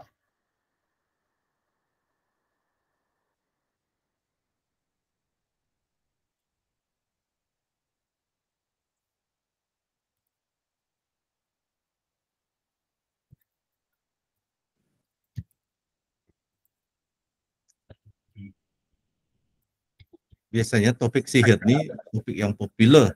Masyarakat kita suka tentang topik sihir ni. Jadi inilah masanya untuk bertanya. Dan janganlah kecewa jika penyampaian berbeza dari yang selama ini, yang orang-orang yang tidak biasa berkecimpung dalam dunia ruqyah terkejut mungkin dengar penyampaian berbeza seperti biasa. Tiba-tiba ada istilah sihir marsus, sihir mu'allak. Tapi sebenarnya itulah, kita kena open minded, buka pikiran kita. Ilmu ni luas, ilmu ruqyah ni. Yang kami sampaikan ni, antara yang saya sampaikan ini yang diajar oleh peruqyah dari Jordan, dari Mesir, dan sebagian peruqyah itu bukan saya tahu dari baca buku mereka saja. Saya memang belajar. Yang macam Dr. Said Ahmad Abdul, dia ada datang ke Sabah. Saya belajar berdepan dengan dia dan dapat sijil. Jadi memang yang saya ajar ni memang yang saya yang tahu, yang saya ada belajar juga. Bukan semata-mata dari buku, memang ada yang dibaca di buku, tetapi yang saya belajar daripada Syekh Dr. Said Ahmad Abdul dan juga dari Ustadz Musdar. Tanyalah supaya faham, dapat mengenali. Bila kita nak pergi jumpa seorang perawat, dalam hati kita, dia ni perawat syar'i kah atau kemungkinan tukang sihir yang menyamar sebagai perawat. Kita telah huraikan. Oke, dah mulai dah soalan. Oke, alhamdulillah. Oke, ada soalan dalam soalan daripada Puan Aziz Jazilah. Dalam video tadi, buhur sihir dileraikan tanpa memakai sarung tangan. Biasanya saya dengar guru-guru menasihatkan pakai sarung tangan. Adakah ianya bergantung kepada ketahanan pesakit? Ya, sebenarnya tak ada masalah pun nak pakai sarung tangan ke tak pakai sarung tangan ke, dia bergantung atas benting diri si perawat. So kalau si perawat tu yakin akan amalan dan benting diri dia, tak payah pakai pun tak ada masalah. Saya sendiri pun kadang-kadang pakai, kadang-kadang tak pakai. Ada masa bila kita nak mencari-cari dan meleraikan buhul-buhul tu, kalau pakai sarung tangan kadang-kadang terganggu. So terpulang atas masing-masing. So kalau dia yakin dengan amalan dia dan ilmu dia, benting diri dia, insyaAllah tak pakai sarung tangan pun tak mengapa. Okay, itu jawapan ringkas daripada saya. Ustaz Sinar ada nak komen? Terima kasih Coach. Oke, jawaban saya ada dua. Pertama yang dari video tersebut. Video itu yang mengendalikan buhul sihir itu adalah polis khas dari Arab Saudi yang memang bekerja mereka menangkap tukang sihir, bukan menangkap pencuri biasa. memang juga kita terkejut, malah penceramah dalam itu pun bagi tahu memang selalunya disorkan pakai sarung tangan. Tapi ini polis-polis Arab Saudi ini mungkin ada beberapa sebab lah. Satu, mereka dah biasa buat kerja tuh, jadi mereka tidak menggunakan sarung tangan. Tetapi dalam keadaan biasa memang disorkan pakai sarung tangan. Jadi masuk kepada jawaban saya kedua, sarung tangan ini satu kita pakai bukan semata-mata, satu tujuan dia kita takut ada kesan-kesan sihir tuh nanti terhinggap di kulit tangan kita kalau kita tiap pakai sarung tangan. Kita pakai sarung tangan, tapi juga antara sebab dia kadangkala benda-benda sihir tuh ada jarum, ada stapler. Jadi untuk mengelakkan dari tangan kita tercucuk jarum, tercucuk stapler, itulah kita pakai sarung tangan. Ataupun kadang-kadang kita menggunakan pisau untuk buka potong tu tali-tali. Takut tu pisau kalau orang sahabat cakap tergarit, terpotong pula di jari kita. Jadi itu kita pakai sarung tangan. Malah bukan saya disorkan pakai sarung tangan, pakai spek yang macam ada jual di Mister DIY itu, yang untuk Google, orang yang untuk kerja berat, yang spek daripada plastik tuh atau getah, supaya kalaulah kita cungkil-cungkil buhul sihir tuh, rupanya ada benda tajam, ada jarum, tiba-tiba terpelanting. Kalau kita pakai yang alat eye protection tuh, tidaklah tercucuk di mata kita. Jadi memang dalam keadaan biasa memang disyorkan pakai sarung tangan, malah pakai juga alat pelindung mata seperti yang ada banyak berjual di Mr. DIY. Itu tambahan daripada saya serahkan semula kepada Coach Kamarul. Silakan Coach. Okey, ada sedikit perkongsian daripada Zatul Akmal. Assalamualaikum Ustaz. Waalaikumsalam. Saya dah cuba untuk perbaiki diri penyakit Ain. Esok saya cuba untuk sembuh melalui rawatan Ustaz Kamarul tunjuk di YouTube, beli garam dan ada hitam. Semoga sembuh ahli keluarga saya. Alhamdulillah, Masya Allah, Tabarakallah.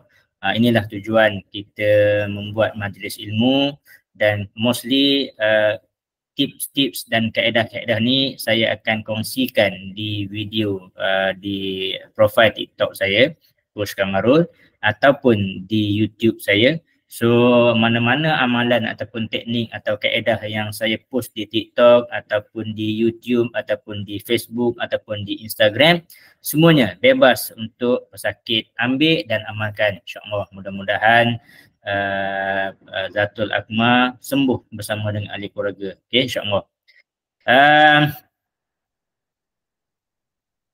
Okay, soalan. Macam mana nak bezakan sakit antara sakit medikal dan sihir? Sebagai contoh, masalah sakit dada.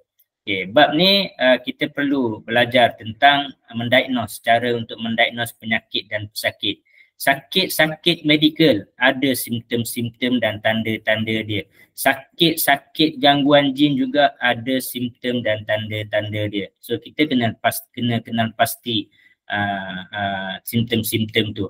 So kalaulah sakit medikal yang di bahagian dada tu, kita mungkin boleh cek dari segi tekanan darah dia, boleh cek dengan medikal ada salur darah tersumbat ataupun tak, ada darah tinggi ataupun tak, ada kecil manis ataupun tak. Kadang-kadang disebabkan kecil manis, darah tinggi dan kolesterol ni juga akan menyebabkan rasa sesak di dada.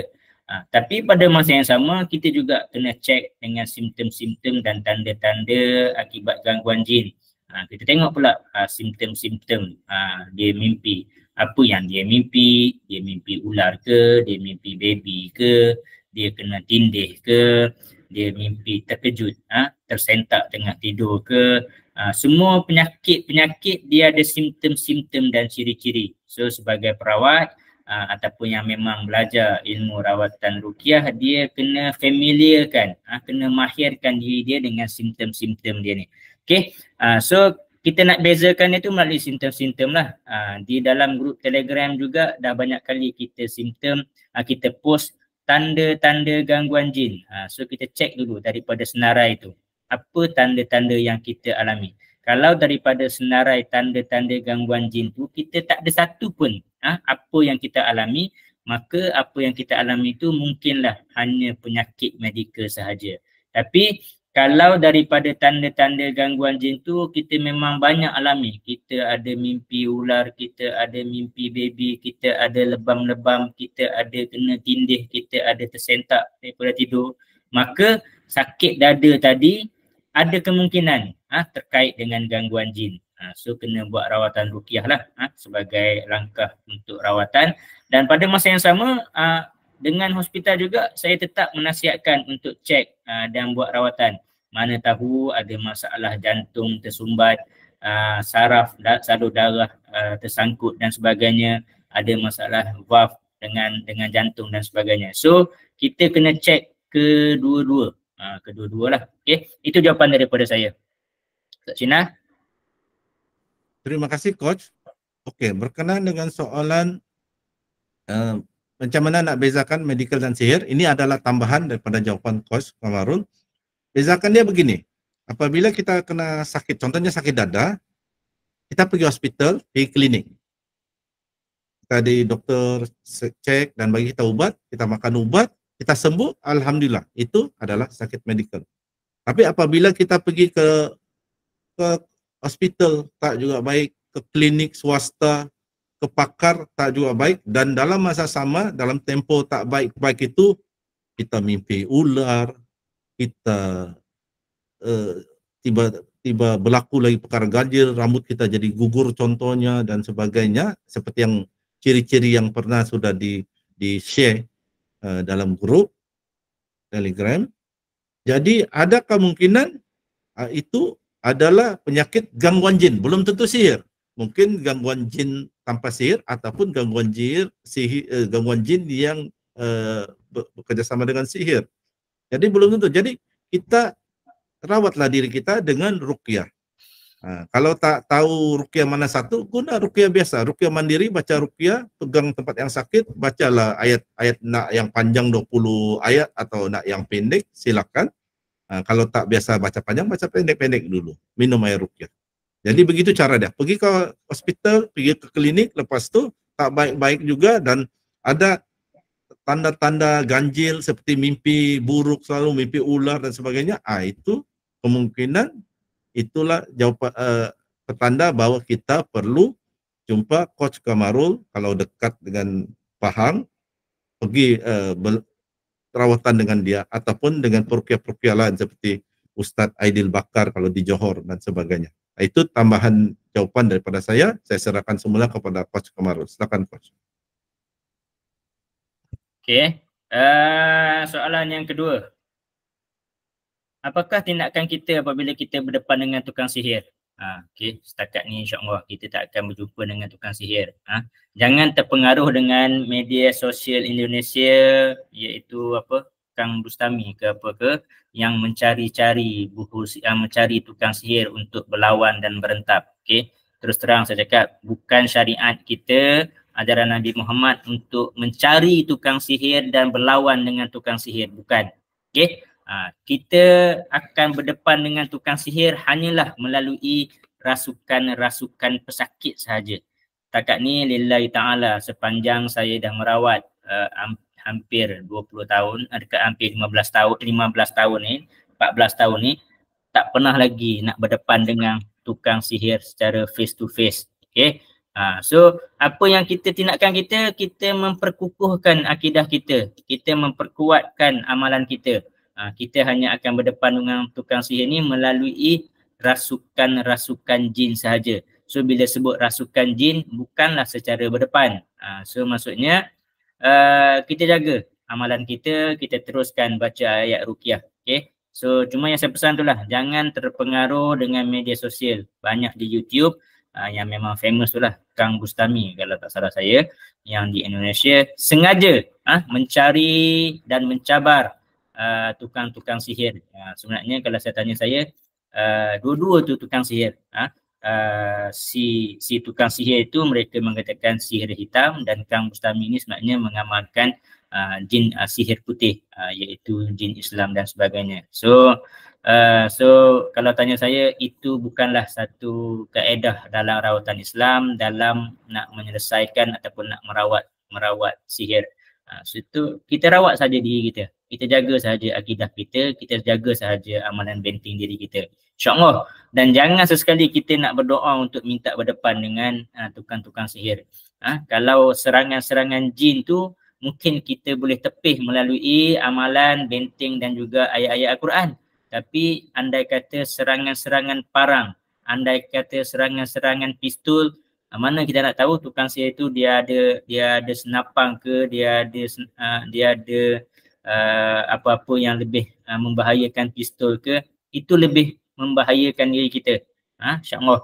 Sebab kalau kita kata misalnya kita berhadapan dengan tukang sihir Siam, di Siam tu memang senjata pistol senapang ni adalah mainan saja bagi dia orang, sentiasa ada.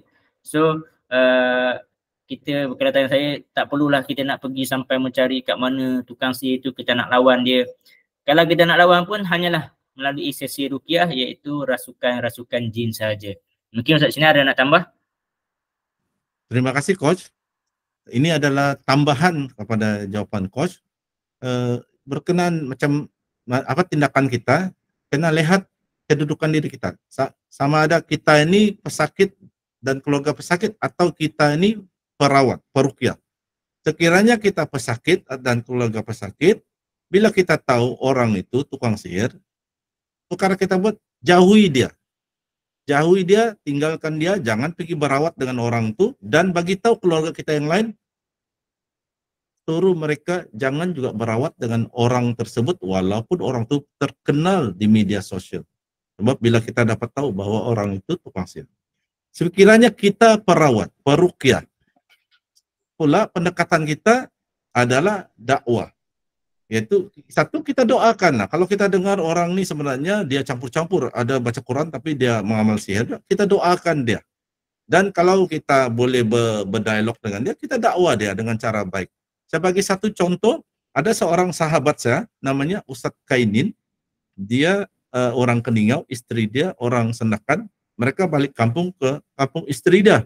Di kampung istri dia ini ada tukang sihir, ahli sihir yang populer, yang dihormati, digeruni, populer.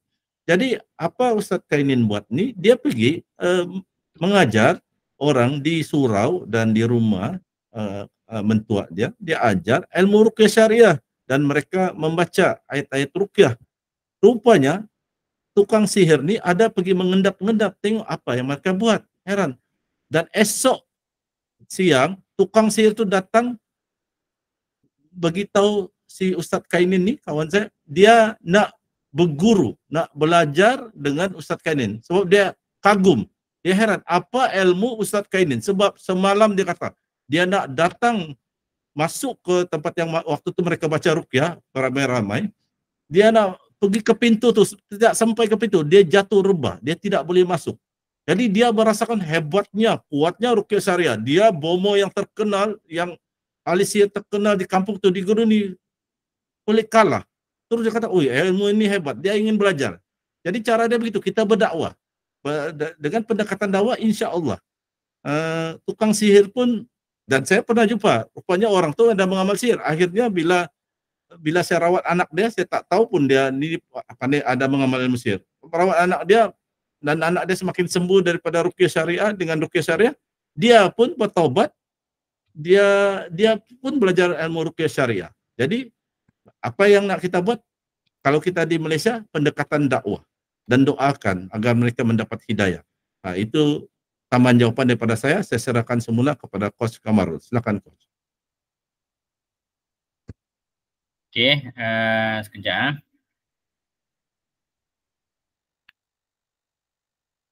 Okey, soalan daripada Ustaz Yusof. Assalamualaikum, soalan daripada Ustaz Yusof. Adakah bangsa jin jenis haiwan terlibat dalam kerja sihir yang dibuat oleh penyihir? Ini susah kita nak jawab. Kita tak tahu apa jenis bangsa jin. Okey, kita kena faham yang disebut dalam hadis daripada Abu Sa'labah Al-Kashni mengatakan bahawa Rasulullah SAW bersabda, jin itu ada 3 jenis, iaitu jin yang memiliki sayap dan terbang di udara, jin yang berwujud ular dan kalajengking, dan juga yang ketiga jin yang menetap dan berpindah-pindah. Itu sahaja 3 jenis jin yang diperincikan oleh baginda Rasulullah SAW dalam hadis. Okey. So sama ada dia binatang ke, dia haiwan ke, wallahu alam, ketiga-tiganya boleh terlibat dengan sihir. Sama ada sihir melalui terbang ke, sihir melalui haiwan ke, ataupun sihir yang melalui pindah-pindah ke, ketiga-tiga jenis jin itu juga boleh terlibat dengan penyihir. Itu jawapan saya lah. Sama ada jenis haiwan tu biasanya lebih kepada jin tu sahaja menyerupai binatang-binatang tersebut mengikut apa yang dia orang jampi, ritual dan sebagainya. Itu sahaja. Okey. Ustaz Sinar nak sambung, kita kena cepatkan sikit. Soalan last tu pukul 11 dah. Okey, terima kasih. Terima kasih coach. Okey, untuk yang soalan yang saudara Yusuf ini, saya jawab ringkas saja, tapi nanti kita akan sambung pada jawapan ini pada masa-masa akan datang. Jin ini dia memang kalau kita baca ruqyah ada pesakit kerasukan, dia bergaya seperti ular, dia bergaya seperti harimau, dia bergaya seperti binatang. Itu satu topik nih, gaya jin itu gaya binatang, ular, naga, dan ada pula satu lagi satu perkara, dan ini semua berdasarkan tajribah, berdasarkan pengalaman, dia bukan berdasarkan dalil. So, dalil hadis tidak banyak tentang hal ini. Jadi ada satu pula yang memang adakah di alam jin ini mereka ada binatang-binatang peliharaan. Jin memelihara binatang ternak dan sebagainya. Jadi dan apa soalan itu? Kerja sihir yang dibuat punya. Dan jadi sambungan dia nanti insya Allah kita akan mungkin nanti akan datang, kita akan bentangkan lagi tajuk sihir ni, nanti kita akan jawab. Dia lebih kepada tajribiyah tentang dalil Al-Quran hadis spesifik tidak banyak, tetapi berdasarkan pengalaman nanti akan saya jawab pada kuliah-kuliah akan datang. Insya Allah nanti ingatkan saya kalau saya terlupa. Oke, saya serahkan semula kepada Coach Kamarul untuk soalan yang terakhir. Tuan Zaini Abdullah, raise hand, ada soalan yang nak bertanya secara direct, silakan boleh open mic dan bertanya. Zaini Abdullah, boleh teruskan bertanya. Assalamualaikum warahmatullahi wabarakatuh. Waalaikumsalam. Okey. Saya nak tanya ni, menantu saja ni dia baru bersalin 8 hari. Lepas tu dia ada macam gangguan, tangan dia macam kena ikat digetah, tangan dia sakit lah. Lepas tu dia berubat dengan ustaz lah, ustaz kata ada jin dalam perut dia. Macam mana tahu, lepas tu seorang ustaz kata ada saka untuk nenek. Macam nak, bukan sihir tu ke, macam mana ustaz? Tu je. Itu saja soalan nak tanya? Ya. Okey. Soalan tu agak terlalu umum. Simptom yang saya tahu hanyalah dia sakit perut dan dia lepas mengandung. So dengan simptom-simptom tu tak dapat nak disimpulkan sama ada itu sihir ataupun itu saka ataupun itu jin asyik. So nasihat saya kepada Puan Zaini, kena bawa dulu sakit tu berjumpa dengan perawat. Puan ni tinggal di mana? Puan Zaini tinggal di mana? Di Kemaman, Terengganu. So kalau di Kemaman, Terengganu rasanya tidak terlalu jauh untuk datang jumpa dengan saya. So sebaiknya WhatsApp saya untuk set temu janji dan datang berubat lah. Okay. Sama ada itu sihir ataupun itu saka ataupun itu jin asyik ataupun itu santau, dengan maklumat yang Puan Zaini ceritakan tadi terlalu sikit, terlalu ringkas, tak boleh saya nak bagi jawapan itu sihir ataupun saka. Kalau tanya saya, kena bawa dulu, kena bawa berjumpa dengan saya. So saya rasa kalau tinggal di Kemaman tu tak terlalu jauh lah untuk bawa datang jumpa saya. Yang sakit tu tadi siapa, menantu ke anak? Dia tinggal di mana? Menantu. Dia tinggal di mana? Paman juga. So kalau Kemaman tu sebaik-baiknya bawa datang berjumpa dengan saya lah. InsyaAllah tak jauh mana. So elakkan. Tak tahulah saya nak cakap. Saya sendiri personally kalau saya buat rawatan, saya tak pernah nak mentakwil sihir atau saka atau jin asyik. Saya akan rawat sahaja. So sebab bimbang ianya jatuh kepada fitnah. Okay, so itu saja untuk jawapan saya kepada Puan Zaini. Bawa datang jumpa saya, set temu janji. Okay, soalan yang terakhir. Soalan yang terakhir. Ini soalan last sebab masa dah pukul 10 lebih, 11 lebih dah. Terima kasih kan, tulis nanti. Terima kasih. Okay, soalan yang terakhir. Assalamualaikum Ustaz Sinar, macam mana nak tahu ciri-ciri orang yang terkena pukau dan tidak tahu dia sudah terkena pukau oleh pengamal ilmu hitam? So biasanya kalau terkena pukau ni diri sendiri memang tak sedar lah. Diri sendiri dia memang tak boleh nak sedar. So kena orang sekeliling dia yang memang alert dengan perubahan-perubahan dia, ahli keluarga dia dan sebagainya, tengok apa yang berlaku. Kalau dia terkena pukau di tepi jalan, banyak yang kita dengar di berita-berita terkena pukau, ambil duit tepi jalan, memang kita tak boleh nak tahulah sebab memang tak sempat siapa-siapa yang nak sedar. Dia terkena tu sekejap je, dia kena 1 minit, dia terus cucuk duit, ambil duit, bagi kepada orang tu. So biasanya kalau bab pukau yang jangka masa panjang ni, kita kena lihat dari segi perubahan-perubahan dia, perubahan sikap dia. So ini ahli keluarga, pasangan dia memang kena alert dengan perubahan. Tiba-tiba suami ni macam berubah sikap, tiba-tiba suami ni daripada sayang kepada keluarga bertukar menjadi benci kepada keluarga. Suami ataupun pasangan tiba-tiba berubah menjadi panas baran, ataupun pasangan kita ataupun ahli keluarga kita berubah menjadi macam orang yang bingung, dungu, senyap je, tak bercakap, dan kita nampak juga dia macam menurut kata seseorang. So kalau bab pukau ni hanya orang di sekeliling dia sahaja yang akan sedar. Dia sendiri dah memang kena pukau. Agak mustahil dia nak boleh cek simptom-simptom pada diri dia, dan agak mustahil untuk dia alert ataupun sedar perubahan-perubahan yang berlaku pada diri dia. Kita sebagai rakan-rakan terdekat dia, kita sebagai ahli keluarga dia, kita sebagai pasangan dia yang kena alert dengan perubahan-perubahan yang kita rasa pelik dan kita rasakan dia memang tak normal dan dia tengah sakit. So kita sebagai ahli keluarga, rakan terdekat, jiran terdekat, kita kena bantu dia. Usahakan bawa dia berjumpa dengan perawat untuk cek dan juga buat rawatan. Itu jawapan saya lah. Ustaz Sinar, ringkas saja Ustaz Sinar, minta maaf masa sudah lebih. Okey, terima kasih Coach. Jawapan saya secara ringkas begini, kalau orang itu kena yang pukau jangka masa panjang seperti kena ilmu pengasih, bagi dia minum air ruqyah.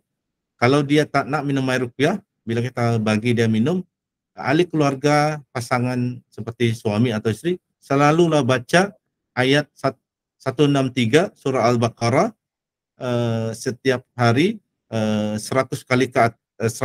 kali atau lebih setiap hari, insya-Allah, dengan niat semoga Allah sembuhkan orang tersebut dan dia sebagai doa semoga Allah batalkan pukau yang terkena pesakit itu.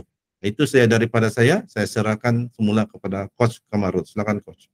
Okay, Alhamdulillah malam ni banyak soalan yang menarik. Alhamdulillah, Masya Allah, tabarakallah. Kehadiran peserta juga Alhamdulillah mencecah 20 orang.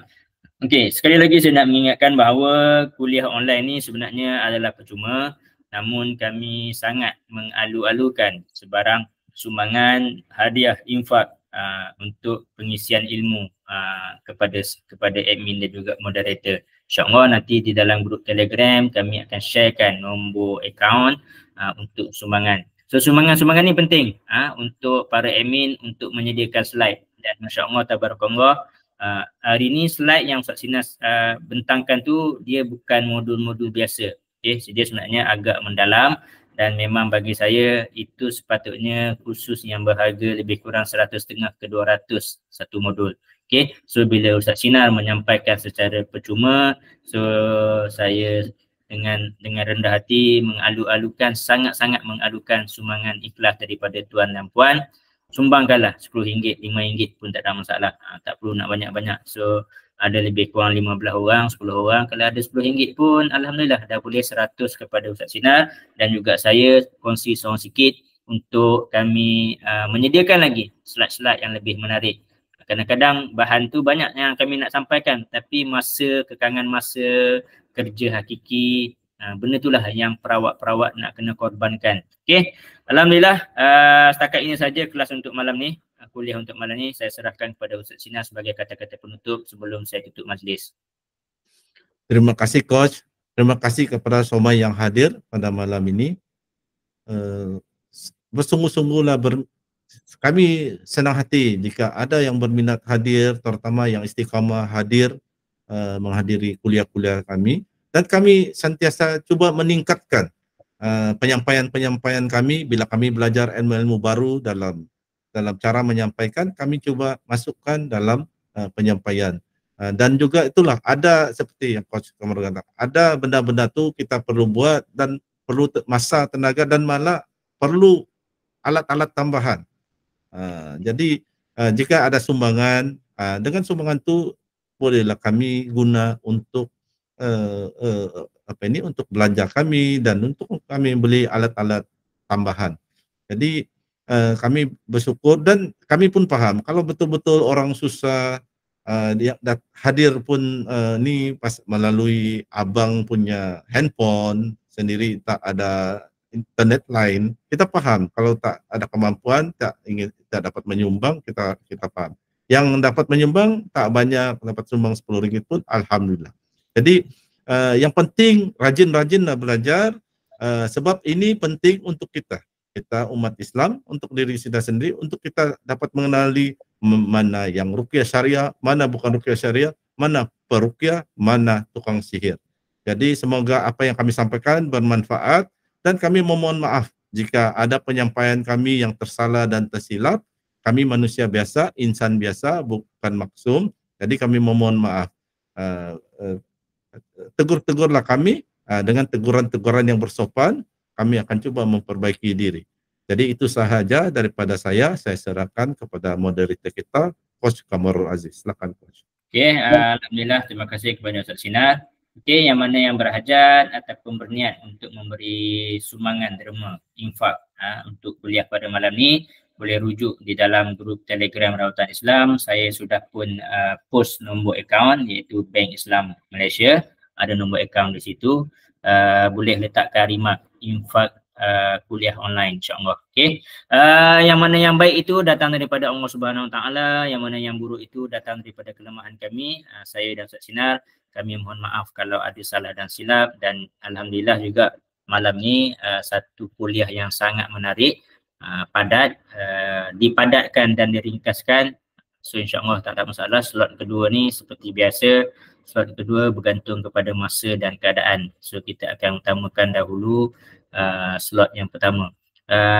Mungkin ada orang tertanya-tanya kenapa saya asyik memberikan slot kepada Ustaz Sinar, sebab saya sini personally dah memang banyak buat kuliah ataupun kelas secara berdepan. So memang biasanya saya lebih menumpukan di secara berdepan lah. So insya-Allah juga pada 28 Julai ni adalah modul kedua saya di Kuantan secara berdepan, yang mana yang betul-betul berhajat untuk belajar rawatan Islam, yang berhajat untuk belajar untuk rawat diri, kena datanglah jumpa saya untuk belajar, sebab belajar online ni kita hanya belajar secara teori saja, secara teori saja. Secara praktikalnya nak tepuk di mana, nak picit di mana, urat di mana, point di mana, itu memerlukan secara praktikal. Tapi jangan jadikan pula alasan tak boleh nak berdepan maka kita tak nak belajar. So sekurang-kurangnya kita ada satu guideline dalam kita nak memilih perawat dan sebagainya. So kuliah online ni boleh kita jadikan sebagai salah satu platform untuk kita boleh membezakan perawat mana yang betul, perawat mana yang tidak betul. Macam tadi Puan Zaini cerita, perawat tu rawat, dia kata ada saka di perut dan sebagainya. So itu gambaran-gambaran yang terlalu umum. Saya kena mendiagnose dulu. Saya kalau bab nak kata ini saka atau ini sihir, saya sangat berhati-hati. Saya kena mendiagnose betul-betul dahulu ciri-ciri dia, barulah saya boleh buat kesimpulan. So insya-Allah nasihat saya, berhati-hati dalam memilih perawat. Sekarang ni di media sosial sana terlalu ramai perawat yang bercampur baur kaedah dia. Okay. Terang-terang, yang terbaru ni terang-terang dia mengaku dia naik ke langit berjumpa dengan Allah Subhanahu Wa Taala. Kalau orang yang macam ni pun kita boleh seronok mendengar, kita akan terpengaruh. Dan hati-hati orang yang macam ni. Kadang-kadang mereka ni juga mengamalkan ilmu-ilmu pukau. Siapa yang terus, kita kadang-kadang bila duduk dengar cerita dia cakap dia naik berjumpa dengan Allah secara berdepan lah apa semua ni, mungkin kita rasa kita nak dengar apa yang cerita. Hati-hati, kadang-kadang dia mungkin juga membacakan mentera-mentera pukau di dalam hati yang kita mungkin jadi tertarik dan taksub dan terpengaruh dengan kata-kata dia. Sebab memang setakat ni kesemua ajaran-ajaran ilmu sesat di mana ahli-ahli dia bukanlah orang yang biasa-biasa. Banyakkannya profesor-profesor, doktor-doktor yang ada PhD semua. So bagaimana mereka ni terpengaruh sebenarnya? So sebabkan ilmu pukau ni lah. Okay, so insyaAllah itu saja untuk malam ni. Sehingga kita berjumpa lagi di minggu hadapan. Kita tutup majlis dengan tasbih kifarah dan surah Al-As.